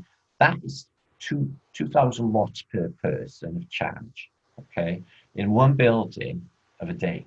So that's just one huge battery right there. And every tower block with all these hundreds of people all giving off these up to 2,000 watts of charge if you're fully charged in a day. Right? But even the towers, and I love that. I think that's absolutely, like, we are batteries, and there is a function there. But it's like the towers of Bologna. Oh. Again, empty, strange, empty, kind of non-functional. You just have this. But again, what was the function? You know, could it have been? Well, Bologna was skyscraper city, wasn't it, back in the day? It looked like New York, Manhattan. And them towers are there then, and they are skew with. What could be their function? Well, look at them from above. Maybe you give us some idea. And they don't need to go up. They don't need to go up. They're out in the country. You know, back then there's plenty of land, but yet they built a wall around them. Like the whole city with towers. Obviously, the geometrics have a part of this function of the mechanism. You know, like that was pre-fascism, swastika. And you got these emanating rays coming out of it on a building, all this decoration surrounding roofs. The thing is, it's technology, isn't it? Technosmia. You know, you can use sound to create energy. You can use vibration, resonance. It's all part of the technology. It's amazing how they were telling us. They really were. They were flaunting it so that someone would realize it one day. And then they, you know, the controllers realize this. You know, they see that symbol and they see what it really is, and they say, we can't let the people know. We have to pervert this symbol now. We have to create a narrative to pull the symbols of the old world, turn them on their head so they don't figure it out. But clearly we see past that now. Wow. It's just everything about it, you know, the elegance, the effort, the quality. They replicate nothing like this in the modern day. Everything's temporary, as you know, corrugated iron. So if there is a reset, but no, there won't be anything left for the next people to come in and pick apart and say, who built this stuff? Because that's what's happening every time. So what is this stuff? Who built it? They scratch their heads. You can read that in the history books anyway. These people here, the controllers, they don't know anything either about the past. It's all just pieces. As little as 100 years ago, John, they don't know anything. They don't know anything about the Edwardian period, for example, First World War period. So controlled, the evidence from that period. We haven't got a clue what's going on. Yeah, look at the size of that, John. Oh, yeah. So Chicago's narrative is bullshit as well, because obviously they're saying Chicago's pretty much the same. They're saying that, I wonder if these are one of the buildings they actually moved, when they said they moved all the buildings in Chicago after the leveling of Chicago. They moved a lot of tower blocks. I don't know. I mean, this just seems like stories to confuse us.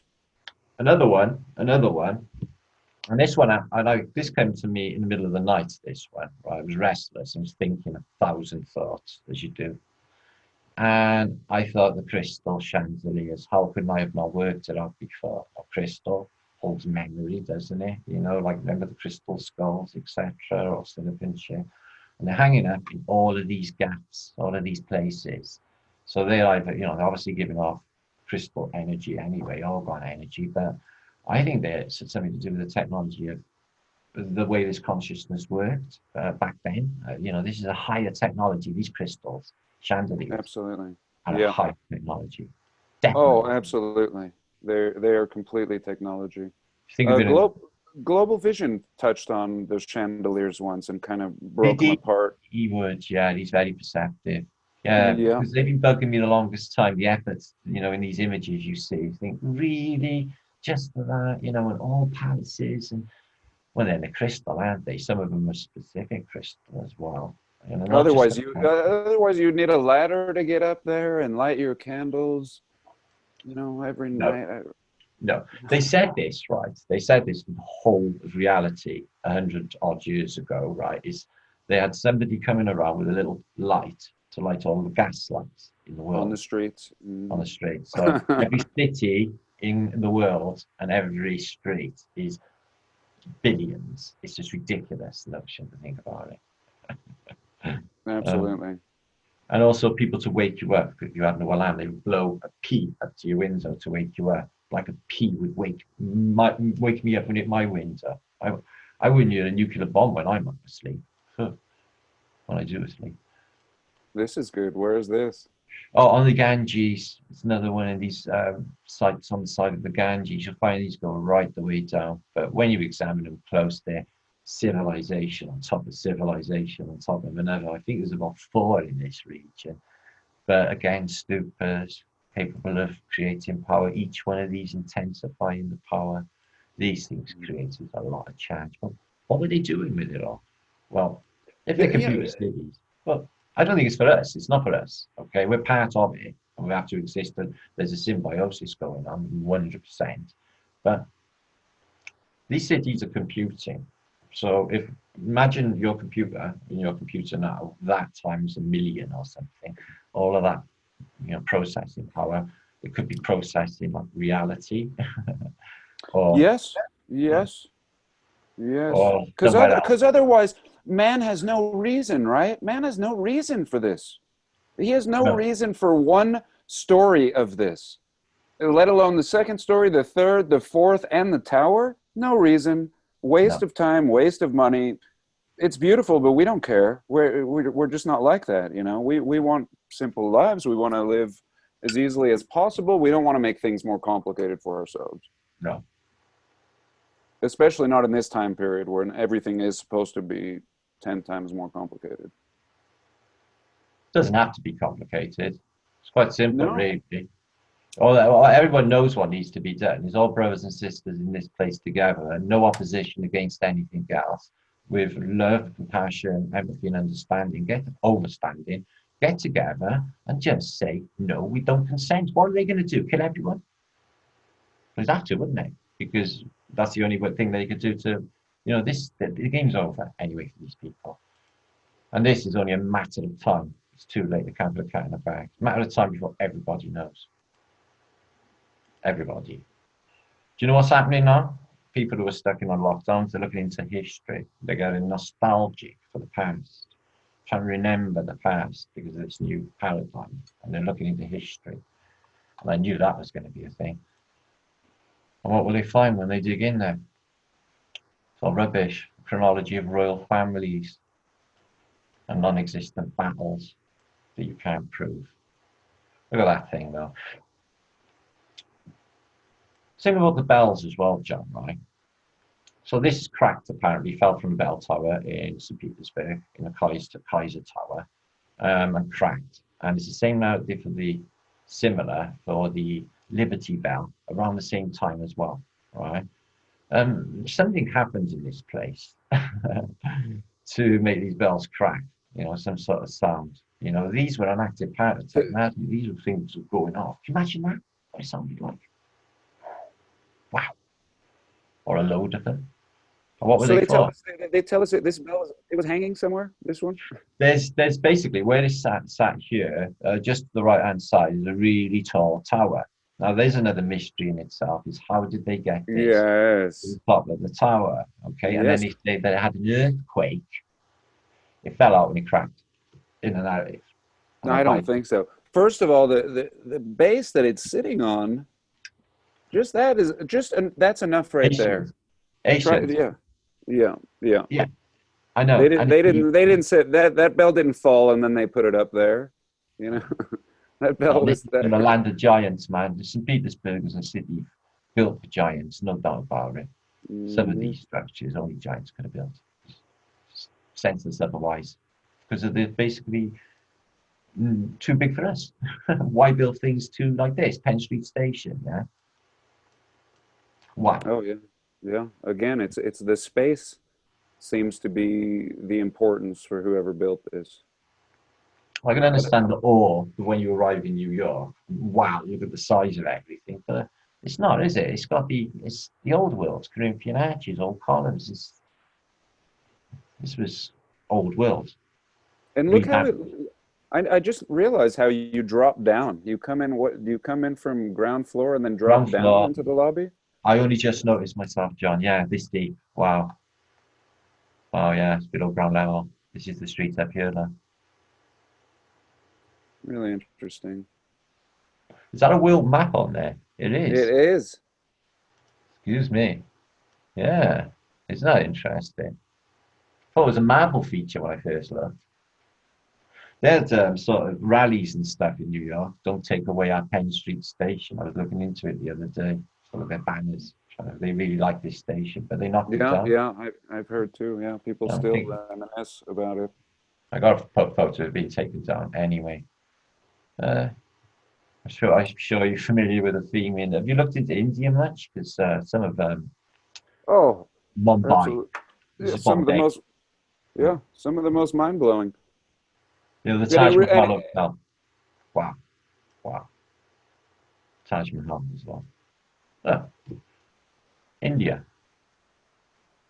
and looking like the rest of the world, but then having things from seeming like other resets or other civilizations in past times. That was Yeah, a cool piece of tech. I know. I can feel that, John. Is it? You got a bit of the Moorish feel going on. You got a bit of the, I suppose, there's a Moorish arches see on this column. Hmm. When you come out here, it's a bit more of a Tartarian feel. Tartar Moors, I don't see so much difference in their architecture. It's just dropped that Baroque feel, haven't it? So that's Cincinnati Library. There's something else that happened. They've earned all the libraries on the old information. Oh Oh, yeah, and these libraries really look like they oh, really look like machines. That they just threw some books in. Yeah, they thought, oh, these are, this I would be started to think good. the whole thing that we do in our reality is part of the machine. You know, the way they get everyone to go to work on buses, these are mini cells, even soldiers marching in phalanx Mm, and, in parades in these blocks. yeah. It's stadiums, definitely. Opposing fans, one cheering, one maybe aggressive, negative, positive again. Hmm. Just one huge energy drop in a stadium. Yeah, yeah.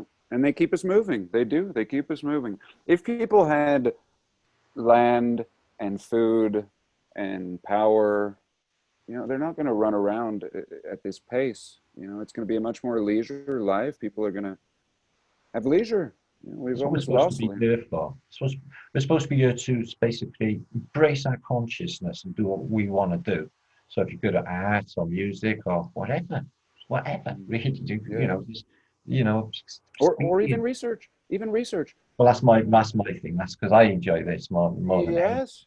It's just Yes. fantastic. And really, I mean, work, I know personally work keeps me away from research, from everything that I would rather be doing. Hmm. And I think that's by design. I think so What would too. happen? What would happen if everyone was doing? But that's what everyone's doing. They're just giving them that energy just to earn that money for the 1% state class. They've given that energy back. They use it for their own lives, their own families, their own communities, looking after one another. This place, look what they achieved in the past and what technologies that they unleashed. The technology, the sound, the vibration. Imagine how nature responded. It was fantastic. I can see it now. I know how it's done, John. And this can happen. This can be revived. This can be revived. This is not lost to us. We have the keys. We know enough. We Yeah. definitely know enough to start. Anyway, we know there's a long way to go. Obviously, um, it's a start. It's exciting. I know. I know. Plaster of Paris. Yeah, you never see that many people in these Paris expositions. Not really. So this is the shame, though. That's what it looked like. Beautiful park. Also, mazes, parks, tree-lined avenues, trees, okay, also giving off energy in a line with bushes. They all are communicating. This is part of the system. Hmm. So just because it's organic, we're supposed to be organic. I'm starting to see it as another Oh, it's the organic electricity with water and yes, yes. part of it. It Hmm. would feed the system, 100%. Yeah. Especially mazes, parks, these Well, rays. and then the fountain, and then the glorious fountain in every center. Clearly, here I was telling you the story about me drinking water, feeling this buzz just from the water, and then there's the frequencies in the air from the cathedrals and the rose windows. I mean, just amazing what we could be doing. That's a giant there. Thing is with this, I was thinking is, when have you ever heard Olaf Johnson's tales that Flatwater used to present? Oh, love it, love it. One of my favorite ever. I always listen to Flatwater. He's just one of my favorite ever. Me too. He's my friend, Glenn. He's absolutely fantastic. Okay. Yeah. And he describes them as 8 foot tall, in beautiful long silks, very, very gentle looking, attractive, nice, good, good energy coming off them. And that fits this guy completely. Yeah.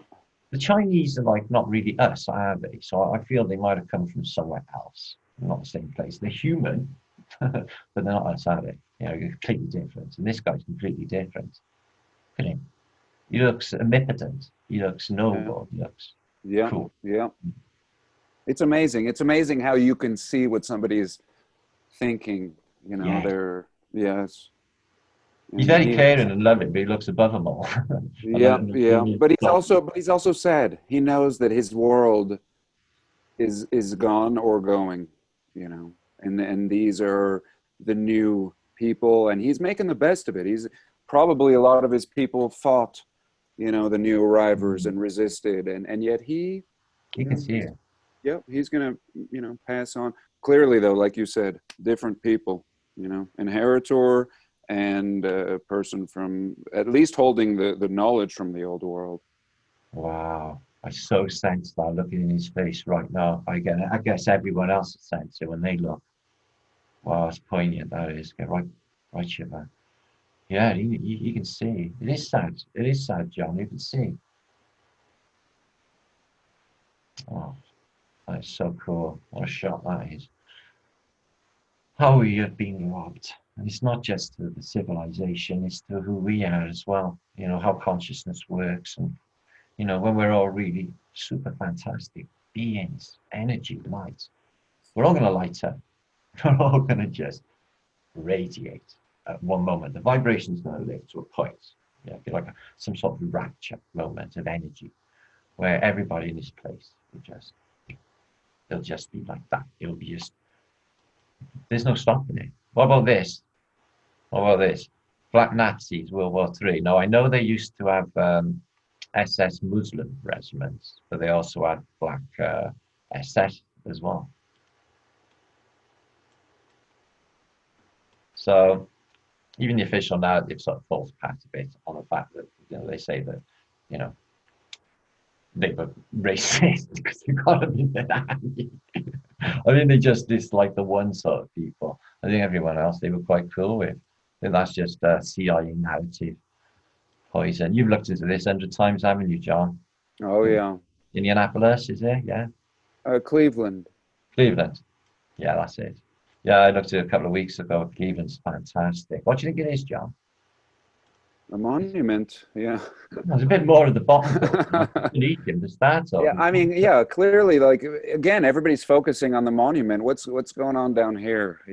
Really, it's almost more interesting. Now, the statues look kind of modern. I always thought, they look like some World War statues, but everything else, the building looks really old.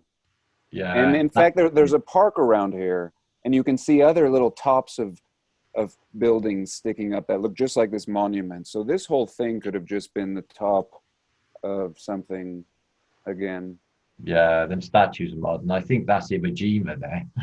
They're hoisting the flag. No, it's not there though. It's in Washington. But it might be like it. There's a ladder there anyway, so they're doing something. The ladder. Ladderoonie. Yeah, it's fantastic, but yeah, it's that. I think it's a gadget. I think it's a gadget of some sort, part of this whole world mechanism. And where it's placed, I was in the center of a block. It's fantastic. Here's the old world in London. This is Lead Hall's market. Gorgeous. I visited London a couple of weeks ago just to take a look. Well, I visited some friends, went to Speaker's Corner in Hyde Park, just basically listen to all the discussions. It's the last free place to speak your mind left in Christendom, apparently, where the police just leave you alone, say what you want. No, it's just crazy. So the architecture is just absolutely fantastic. And so these are the ones, these castles are all over America. All of them were later basically armories, and most of them have had a later demise. I guess in the Halifax armory had demise, the whole city blew up. Yeah, the armories are very castle-like. And also castle-like structures seem to become jails. Yes. Have you seen that? Prisons? Yeah. Prison. Yeah, yeah. But I'd say that was all World Castle, just the turrets. Oh, yeah. Now this one's in England. This is a place, Plymouth. Plymouth Hoe. They got a giant starboard system there as well, but overkill on the antiquity. Just for decoration, aesthetics, really. Again, over one of these booths, and they have two on either side to complete the charge. This is a device. It's some sort of advanced hydroelectric. They're picking up a charge out of these, with the water going through. They could do it in the modern Oh, day yeah. quite easily. Oh, yeah. If you wanted to. That could probably produce enough charge for all city. No doubt about it. So, yeah, building out in the ocean, building out in the salt water. Yeah, salt water. We got to nail something about that. Is a biggie, isn't it? Mm-hmm. Why our tea is a salt. Why, when you get deep down in a mine, the water turns really saline, the seas, salty, and then you've got to think about the electromagnetics and what's going on with the structure of this place and what salt does. I think it's a big part of it. And the way that this reset happens. It's almost as if they made an electrolyte for us, kindly, almost. So these hippodromes as well, they're all over America. That looks exactly like that one in Venice. It's not. It does. That tower, it's like a square. Wow, even this bit. Yeah, that would definitely break a blast wave, no problem. They just pass straight through. Just be a wind. Wouldn't take them columns out at all. And that would be the bottom bit, need to stay in for the rest of the building not to fall. And they're at the top the same genre.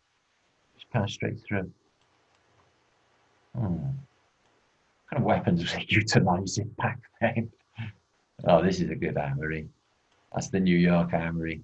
Oh, amazing. Yeah, it just makes no sense if it's just going to be an armory. Well, they were there early. I found pictures of starboards as early as 1509 when they're saying they arrived a lot later. So that's busted. So that's got to be old world. Look at that thing. Is that a child? A tiny little? Or is that a full-size person? Well, these are another thing, aren't they? It's just, I have wondered about these. They got these, supposed to be fire hydrants, are they? Well, it's not supposed to be like even a police force hardly at this either. Never mind a fire brigade that works efficiently. Yeah, they seem to have these all over the place. So okay, it is a hydrant, yes. Yeah, so an infrastructure for pressured water apparently under that street, but not a soul. Not a soul. That's quite advanced for all that.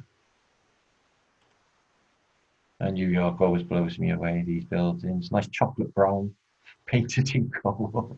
Is that for real? For real. Nice, isn't it? Yeah, I've never seen I only seen it this week. It was on Instagram. I thought, wow. So innate. But again, gold is conductive. Everything's symmetry. Look at perfect symmetry with these buildings. And as you know, you say they go in layers, don't they? And it's ever decreasing, just like a pyramid. Decreasing, decreasing, decreasing. So this is technology. It's a pyramid. That's beautiful. Barcelona is a fantastic city.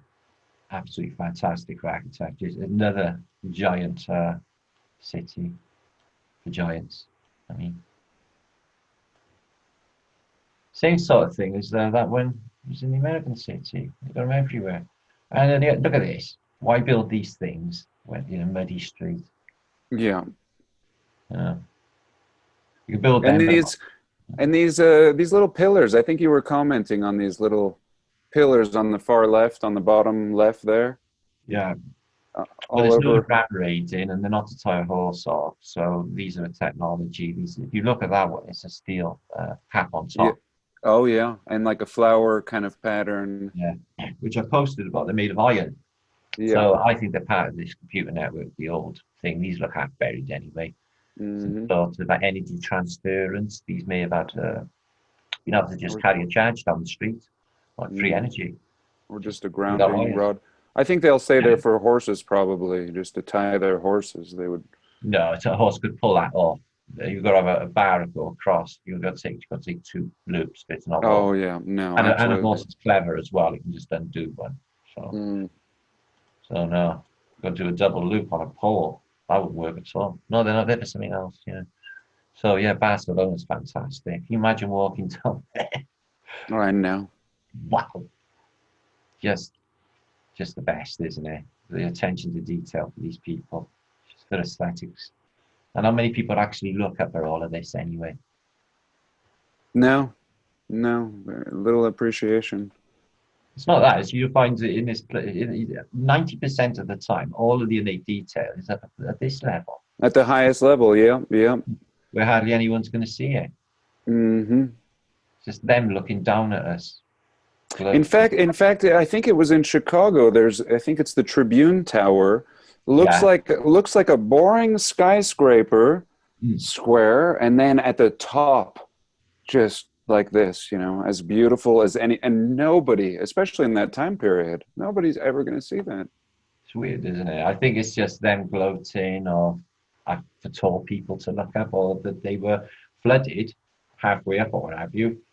So people were closer up to the architecture, maybe, because these buildings are in levels. And they're in levels. Almost maybe also preparing for a mud flood, not certain where the mud level will end up, and wherever it ends up, you're fine. You have a level and you have an entrance, and the whole building still functions, but maybe they just need access. Somebody, I don't know. No, it makes perfect sense to me. Like these cities seem to be a replica of Venice anyway. These streets, these avenues you see in here, like this, these are shipping lanes. Everything is based on the Phoenician maritime system, the law, the shipping lanes, the lanes that are straight for all the cars, but they're just shipping lanes.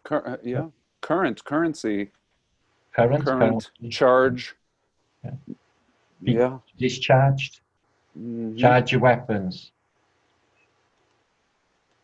Discharge, which I think is going on with these arches, or the ceremonial arches, is when you enter. Now, this is supposed to be in Madison Avenue. Okay, yeah, this is the classical world. There's no doubt about it. And what was it built for? To commemorate your war, independence. It's crazy. It's crazy. So maybe it was like when you entered the city, it was like maybe it was something to do with rubbish viruses, but I think it might have been to demagnetize. I think I really do think that the active static charge was a lot richer back only 200, before this reset that we witnessed. Oh yeah.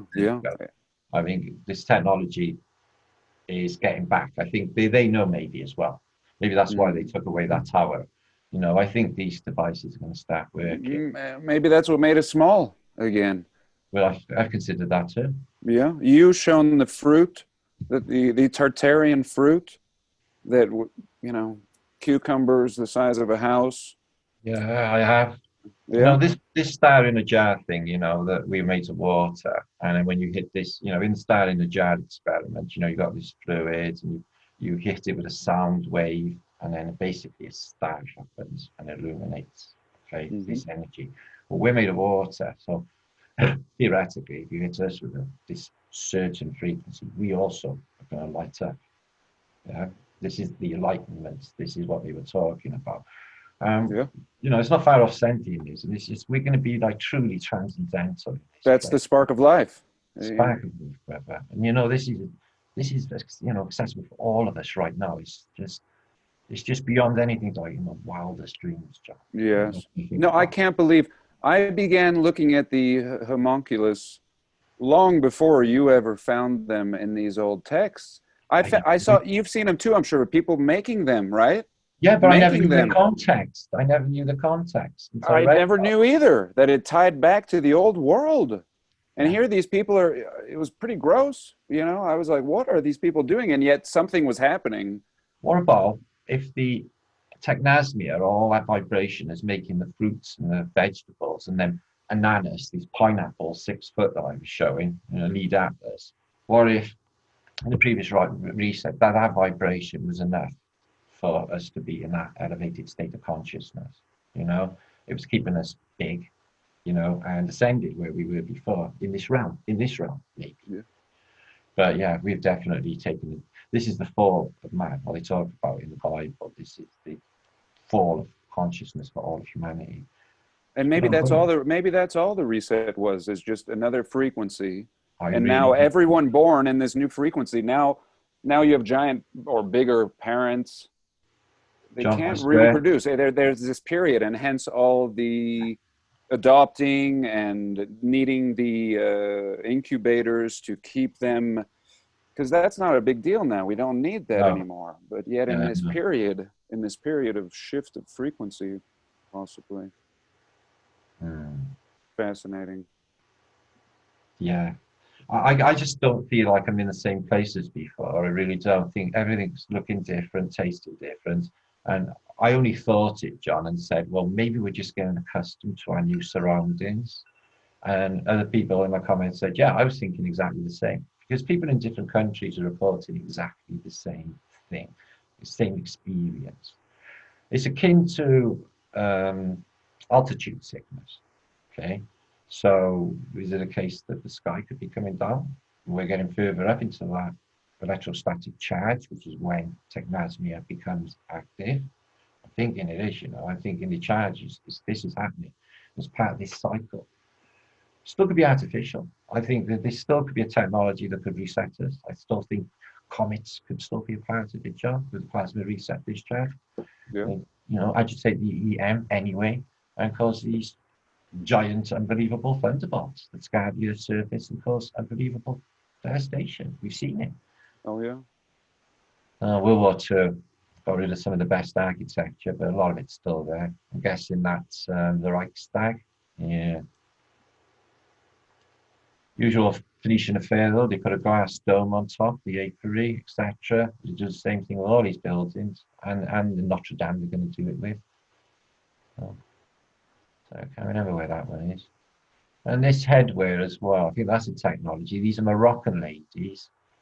That reminds me of the Barbars. Well, it is the Berbers. Yeah. It is. But it's Morocco, and the Berbers are along that area. Yes. African coast. Yeah. Beautiful, just beautiful. Yeah, for. Has to be a technology, you know. Yes. Cabling of the skull cap. I think this is to do with information and a technology. You know, you can find out when you look into alchemy, you know, these people who wrote these books are so far ahead of us. It's a shame, it's embarrassing. So we're dealing with a different sort of intellect in some of these periods, you know, with the elevation, you know, it's not just instinctive and natural science. It's far beyond that. You know, they reach right into this realm, you know, it's just fantastic. And now they're using against us the same technology, but with black mirrors, scathing mirrors, refractions, photographs, everyone taking a photograph, billions a day, capturing you in dimension forever and ever, messing the timeline up completely. So we'll never know where the original is. Okay? Photographs are a dangerous thing. That's why they freely give us cameras, John, you know. Oh, yeah. Take as many photographs as you want, guys. Take as many photographs as you like. So I got stacks of photos. Make Tartaria great again, hey John. So what do you have are people just sending Barbaria stuff to your email? Just your email? Are you getting it? Yeah. Today alone has been really busy. I've had Dan, who is in Arizona. He's going up there this weekend to buy another 4.5 acres of land. And he can basically, wants people to do their own work instead of trying to make him or me looking into it themselves. The links I'm happy to give people, and then you've got to do the rest of the work themselves. You can buy a few acres, 4 acres or something for as little as $500 in Apache country, rich farming, rich fertile country, water. All you got to do is visualize these things, guys, right? Is pasture land, somewhere maybe to stay there as well, okay? And a creek or a river or a well, or all of those things, because they're going to be vital as water supply. See? So can't rely on the outside world for water. So Australia is taking off. Loads of people are like literally selling their houses and stuff like that and moving their families.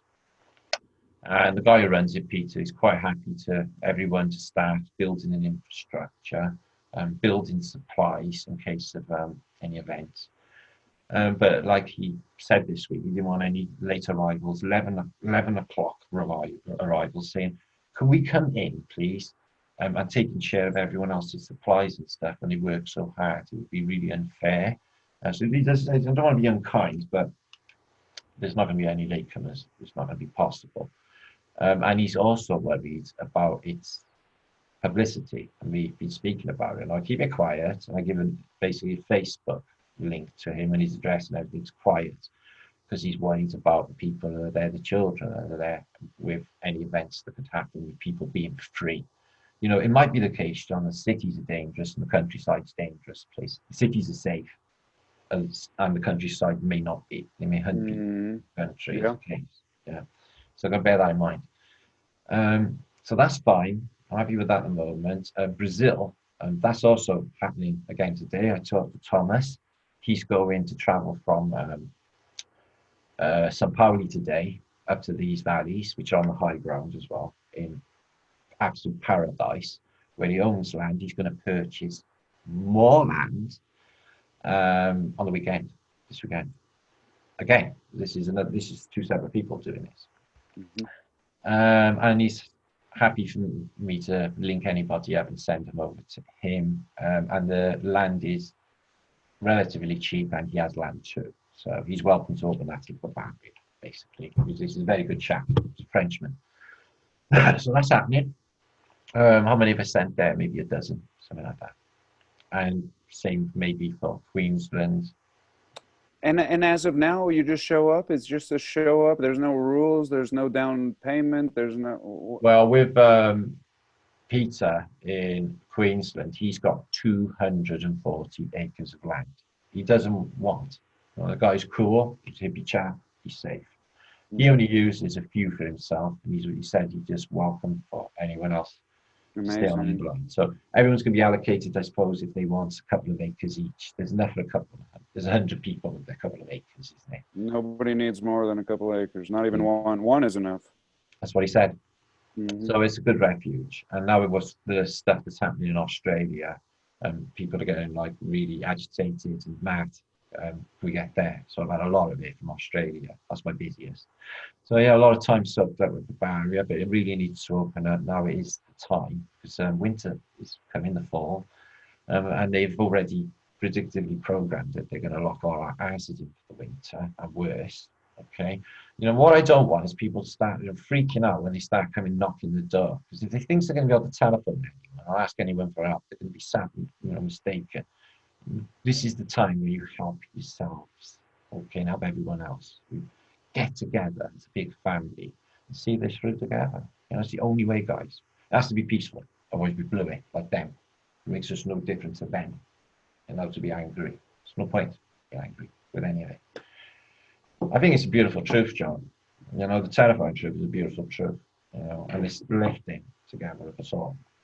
It's just, it is. There's nothing they can do with it, John. It's accelerating. Time is not holding up anymore, John. Time is accelerating. It's out of control. That's part of what's happening with this up there in the sky and everything else. This winding up to a moment, which seems to be in the near future. And there's an opportunity, yeah. We whose eyes are open can change. We can do something. A lot of people are just going to sit and do nothing and hope that things come back to normal. And of course, I hope things do come back to normal. But I think so. That's but that's not. It's a long way to go. Like I've said, people say, "Why are you so optimistic?" No, I am saying it's going to be a rough ride, and I'm saying it's going to be better with safety with numbers, and that's the good people together, so we can ride this. But I really do see that they cannot reset us. They can't do that because we broke the loop. We found out how many times in the past they find this out and tell millions of people worldwide to eventually see this sort of stuff, which they do. So I don't think they can do it again. Okay, I think they're going to have to come up with a completely new strategy for what's happened here to the people. Maybe they expect. Oh, yeah. No, I mean, maybe they... Yeah, I mean, if we really are batteries and serving a purpose to something else, something more sinister, then, you know, giving us this indoctrination that could very well have something that just hijacks us. Now we perform our function, but something's gone up here, you know, and now people they'll probably half of the populace that move in that direction and, you know, become kind of like zombies, maybe. Who knows? Who knows? This is unexperimented tech. And I mean, certainly nobody listening to these videos is going to take such a indoctrination. No, the people are all awake. The people in this community are really awake people. You know, it's more than just intuition with the people around us. It's this vibration. You know, if you know, go to people in the same vibration, we can all lift it together. We all seem to have found one another. So I mean, invisible magnet has pulled us all together. It's like we all recognize one another. It's like something's going on with that, you know? Oh, yeah. It's and, really and even countries. You know, I've long thought we need to stop thinking about countries and even within countries. I mean, forget about states. I mean, this is, you know, we're one people on one, you know, one land. And I see us as only one of us here. Yeah. I really do. And we don't know what consciousness is, but we're getting an idea. We're getting an idea of how this place works. And this place is malleable. And I got two realities as well, because I'm a lucid dreamer, so I've got a double life going. And the other one is more solid than this. That should tell you a lot about reality. Let them deny that that's a reality. No, it's just as real. When you're there, it's just as real. And this is the dream to that place. Took a bit of training. The universe won't let you do it, won't let you wake up. That's what happens. You wake up in your dream. Unless you're completely ready, because it can be scary able to pay. Okay. What about the light? Are you going to go to the light? No, am I? I'm not doing anything the Phoenicians have told me to do. So anything to do with the Phoenician paradigm, okay, and that includes their death ritual, I ain't playing a part of. Okay, I'm more likely to go with the Tibetan Book of the Dead idea of death. So that's the 3-day waiting room where you energetically see your mother and father for the next life, and then you can see, you go into your next realm or your next level in the computer. But I've always thought of vibration with the Tibetan Book of the Dead for some reason. I think there might be some truth in the way that they, you know, even that you can turn into a technology. Anything in the spiritual world, you can turn into a technology. Remember, magic is just technology. So advanced you don't understand it. So it's perceived as magic. That's what they got. That's what they got. Yeah. Outside of our frame of reference, they tell us, but we needed to decode it. We needed to look in. You know, collecting the memoirs of previous civilization after research. And you've looked into these, how they get the reflection in these chandelier things, candelabra, when the light's completely shifting constantly. This is by Van Eyck and Rubens, this one, two of them together. Fabulous pieces by Rubens and Van Eyck. But check what they put in here. The old globe. Didn't recognize anything on it though. It's completely undefinable landmass, as you find out. Yeah, what is that? Yeah, what is that landmass? Well, it's undefinable. I thought this was North African coast, and I looked at it. Wow, that is really cool. I've seen a few of these, and they're undefinable. Then none of the land masses look like any map I've seen. Uh-huh. So maybe that's their world. The Phoenicians, wherever it could be. Or maybe our whole world is within this one.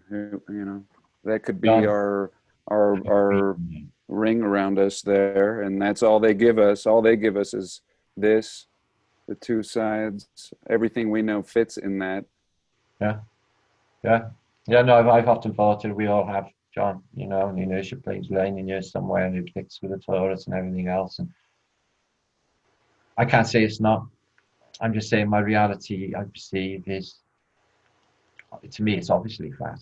And I don't believe anything that they say, but. Oh yeah, where I live here, you can see 100 miles in all directions. I mean, according to their calculations, you shouldn't be able to see 100 miles in all directions. I'm thinking now, like simulation-wise, and you can look at that and think of objective, subjective realities, if you like. But I think it's more. I think it has to be objective and subjective and objective, and intuition has to play the biggest role. But you have to have the intellect to back it up. It's just this part of that awakening process. It's a bit complicated, and there's no instruction booklet. You get I guess the instruction, not the ether, of how to hope. Everyone needs to get shifted, or soon is what I think. Everything needs to align, so the vibration shifting too quickly. Well, I think the Bible says, like, the truth is written, he'll write it on our hearts. To say everyone has the whole truth, walking around with it, but if we're looking in the wrong place, that's a good picture. Still got the damp on it, that. Yeah. The wet. All of them. Yeah. So this site is Karnak.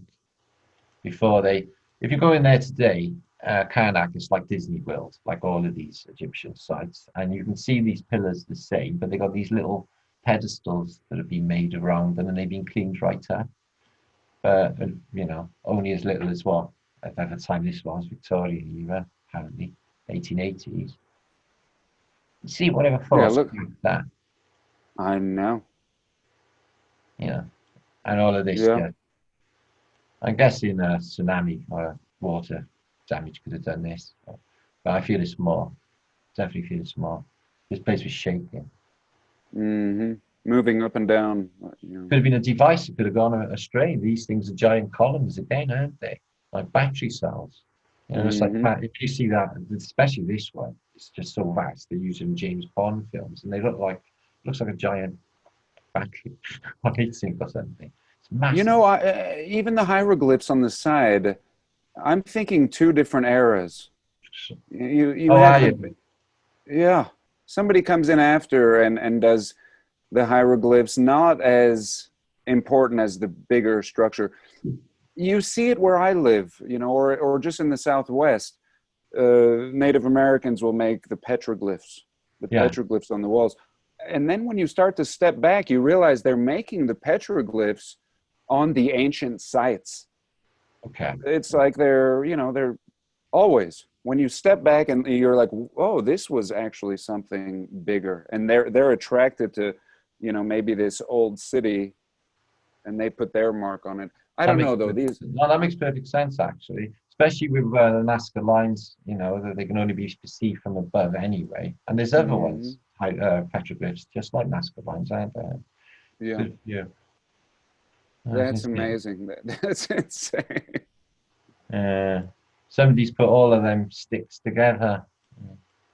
But some of these ships I've seen, they carried like up to 18,000. I've seen 22,000 be carried in air balloons in these periods. Entire armies delivered by balloons, and they got many balloons and flotillas. Wow. Delivered hundreds of thousands by air in the past. Early too. So shipping as well, these insane devices. It's absolutely amazing. Oh, and some of those old ships that have little buildings on them with onion domes. I know. I've been seeing more and more of those lately. Same here. That's got a little enhancing protection there. But who's to say that's not a technology anyway? But it looks to be like a giant badge carrying another boat some sort of shifting thing like they do with the oil rigs, and they move them. Yeah. Looks like that's going down. Like they're shifting this thing. True. Yeah. Transporting it. Yeah, but that's still monumental. You haven't seen nothing like that on Monday. There he is, that guy again. Oh yeah. She was very happy. Same with. Have you seen the giant in Japan? That footage that Yeah. everybody thinks is fake. Yeah, of course I have. Yeah. Yeah, Well, not everybody thinks it's fake. I think that they could have lied and covered up and said it was fake. I know. And that footage was not even in the movie. It was just in the preview. And there's more footage. That's what blew me away. There's a lot of extra footage that was not in the preview or the movie or anything. And it's just him hanging around like this guy. Yeah, he's in the bed and pulls like pulls the side of the pizza. Yeah, and he's just hanging out, and it has nothing to do with the film. So and he looks really sweet too. He looks like he's been adopted, you know, or he's adopted these people, you know. A gentle giant, like, yeah. I know, I noticed that about him. And how could they like sort of superimpose that sort of thing in a movie? You know, there has to be some remnants of truth in it. Anyway, if Wikipedia or any of them are saying it's a psyop, then it's probably saying it's rubbish. It's probably real. Very true. There's an abundance of people. Yeah, there is an abundance. That's Fifth Avenue. That's on our St. Patrick's Church there. What's everyone doing in these places, John? They're just aimlessly walking around. Yeah. Oh, they look the same as if they were at the World's Fair right here. It doesn't matter. They're just aimlessly. Yeah. They may as well be anywhere. They have no purpose. They're just kind of testing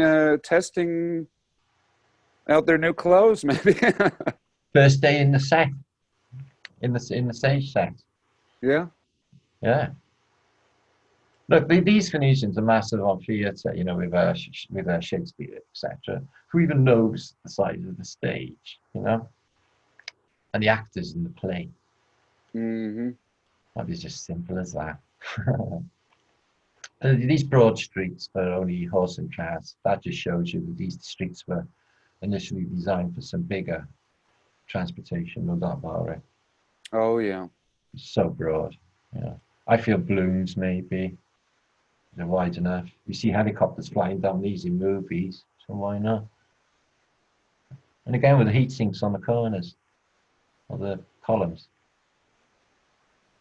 You tap them, some of them, and they will vibrate. There's a resonance to some of these columns. You tap them and you just give off a monic, a frequency. The Queen, she's disappeared. Never will go back to Buckingham Palace again. Do you know how weird that is for a British person to hear? All my life, the Queen's been in. Is that what she said? She has said that? They said that, basically. Yeah, they said she will never ever go back to Buckingham Palace because of Corona, whether or not she's going to be dead, or we all will be. But she's never gone back there. It's really, really weird. Yeah. There's something about this stone she sits on. There's a stone under this chair of Edward the Confessor. They've been crowning queens and kings on it forever in Westminster Abbey. And there's a stone, the stone of Scone. Basically, it's just a square block of stone. That seems to be highly significant in the crowning of Queens of Britain. So really, there's another stone as well called the London Stone, which is behind bars on a random street. And they say if this stone's not there, has anyone seen it? I've got photographs of it. Oh yeah, people have seen the stone. It's still there in modern day, the London Stone, and it's basically say if it wasn't there, it was removed, London would fall. Same as they say for the Ravens in London Tower. Is it like Mecca too? Isn't that a stone? It's apparently a meteor. It's apparently a meteor, but it looks like onyx. But it apparently was given to humanity or their prophet as from a gift from the angel Gabriel, and it was white as pure snow, and it was inlaid into the hash. And then it was blackened by the kisses of sinners. And this is what the reverence is. They create the toroidal around the hash, and there's other levels into the hash, a postal environment, and hidden rooms. It's a crazy place. Like cube. And they do a toroidal around it, creating a toroidal. And they all have to sort of touch that meteor. It's supposed to it's supposed to be super holy. from Gabriel, but it's something about that stone. Maybe it's the vibration, what it Oh is. yeah, charging it. Kind of like the in India they have the, are they called the lingams? Those basically like pillars, and they put off heat. They're in the temples, the lingams. It almost looks like the thing you would tie your horse up to. Obviously, Oh yeah, that yeah, yeah, wasn't. yeah, yeah, yeah, yeah. I know Yeah, exactly yeah, what you're talking about. Yeah, and I know. What's yeah. it with And them? one of them, they have to pour water on it constantly just to keep it cool. I mean, that's Yeah, I seen clearly that. how. Yeah. It's actually crazy. I got literally tens of thousands of images. I should go through them all one day, or post them somewhere, give them away, let people see them all. But Yeah. just so many. Power station. It's made of metal as well, then. That's such a beauty. So, what are your plans in the near future, John? What are you thinking about Barbaria, America, stuff like that? What are you thinking? What are you thinking, mate? Well, like I told you, I was ready to move, Yeah, I know. really. Yeah, I like the idea. I mean, if one would spring up, the one in Arizona, for example, I'm Yeah. originally from Arizona. I mean, that sounds nice, if it would happen and All right, I'll send you the links to it. It's absolute okay. beauty for Apache country. Yeah, It's yeah. fertile. I'd love to help organize it, really. I mean, like I said, I've been thinking about it, Yeah, for, Dan's a for, cool for chap. Dan's well worth working with. He's a very cool chap. So yeah, yeah, all these people yes. are to come forward anyway. But I Hmm. have a feeling because it's just the start. I got a feeling maybe in another 3 months, maybe like that, we could have a lot more for barriers. This will open up, no doubt about it. I just know it. Oh It's yeah, yeah. No, already a thing. I think a structure. All it needs is a structure.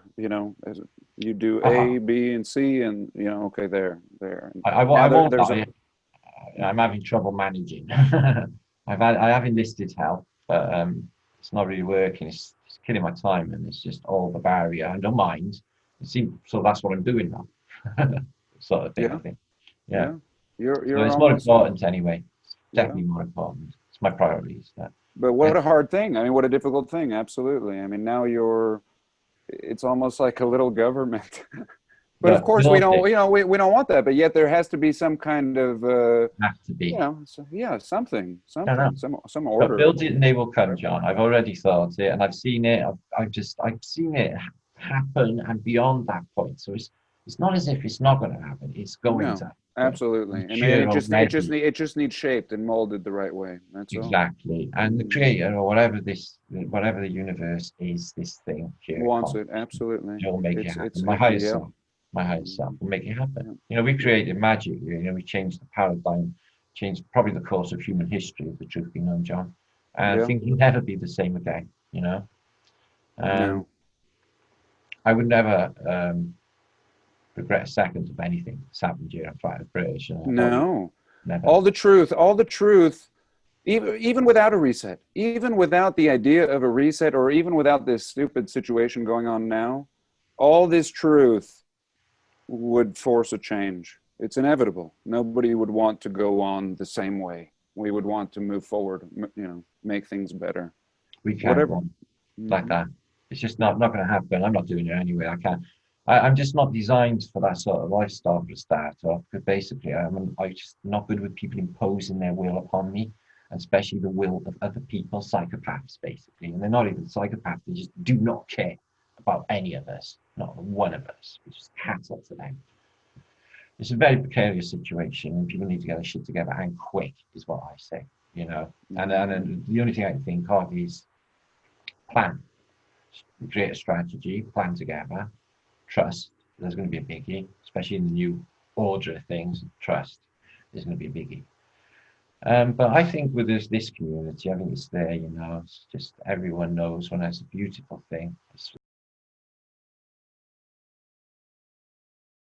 small as it is, it's just the people who know got it right. Absolutely, absolutely, and especially after looking at the past, it's the only thing that makes sense. We need to get back to a real way of living. This is not a normal way of life. That it's a broken system, and now it's just It's just really falling apart. I mean, it's showing us that it was worthless. I knew it was worthless before. I wouldn't want to go back to that old world either. No. That wasn't safe. and I didn't like that either. But this new one was just. Cassie had a suspicion it would get this bad, but I did have a suspicion. We all did. We all been talking about the New World Order. We all knew it was a reality. They've been telling us long enough. You know, Bush was telling us how long this rollout was, you know, and it appears to be around 2025. You know, wars last 5 years. The last plague, maybe 3-4 years. I think they will roll this out for 5 years. I really do think they will try something else. I don't think bad things come in once. I think they come more. I think they possibly might try war, even as far as laying waste to Europe. Why wouldn't they? They've done it 100 years ago, and they've done it in the 1940s. So why wouldn't they? I'm just saying they could try that. You know, they could even say, this thing's mutated. Imagine if they tried that. Oh, yeah. Black Death. That's supposed to be kicking back the tenors in the last few weeks. What if they tried that one? You know, there's an whole preference. Now they've got everyone believing any shit they say. Anything could happen. They could pull anything and everyone will atone. That's the problem, yeah. They will atone. They will atone. They've done this masking thing without any question, and even endangering their own health under orders. That's just nuts. Without question. Without question. Sad, don't get me wrong, I really feel sorry for them, all of them, I really do. You know, because they just don't know. And some people you will never be able to wake up. You know that? Just gone. NCPs, if you like. They're just not at home. Oh, yeah. Yeah. I get it all the time. If you just look at me vacantly, you think I'm completely insane for what I say. You know? Which is crazy because they don't even know what they mean. Never mind what they say. You know? It's just absolute insanity. You're in trouble hearing me now. No. No. I just like keeping it down. So how long have we been talking, John? A few hours, haven't we? A couple of hours. Yeah, 2 hours and a half. Yeah, maybe Wow. we'll cut this one today and do another one soon. Yeah, man. John, Yeah. how fantastic is that? Wow. Jon Levi. Black funds. Yeah, buzzing. That was a very good vibrational uplift for the peeps. They need that, especially at this time. You know, there's a lot of people freaking out, John. For real. I know. And fear is a real thing with them. All I see it in their eyes, and I just can't stand that. You know, especially when it's needless and there's nothing to fear. There's nothing to fear. What are they scared of? At the end of the day, dying. You don't even know what that is. You know, it's just craziness. So. Yeah. No, there's worse things. Something magical is going to happen. I mean, like, something magical will happen. I agree, and it is. I think it is. Our community is already magical. So the things it does, John, is just I'm floored daily. I have my mind blown daily by things that I've seen that have come to me. Only yesterday, somebody sent me, they put capacitors and bricks. I was like, yeah, nothing new under the sun. Of course, they had capacitors in the cavities of bricks. How could I have known? So it's every single day, you know, some groundbreaking stuff comes through. You know, it's crazy. Yeah. Crazy. This is how this thing is. And moves quick. Absolutely. Imagine where the zenith is. Imagine where that's taking us. Do you ever think about that? Where it's taking us, this ride that we're all on. Yeah. No, I mean, yeah, I think we do our thing, but really life is doing its thing. It's shaping us individually. It's shaping us. But then there's the controlling force that tries to hijack that, of course. And it's like, at least. Our kung fu is too strong. We're too strong for them. It's the way I see it. They can't touch us. There's nothing they can do. No. Once somebody's eyes are open. Mm-hmm. Yeah. Absolutely. With love and intent and the power of the people, there's nothing they can do. They just totally disarm.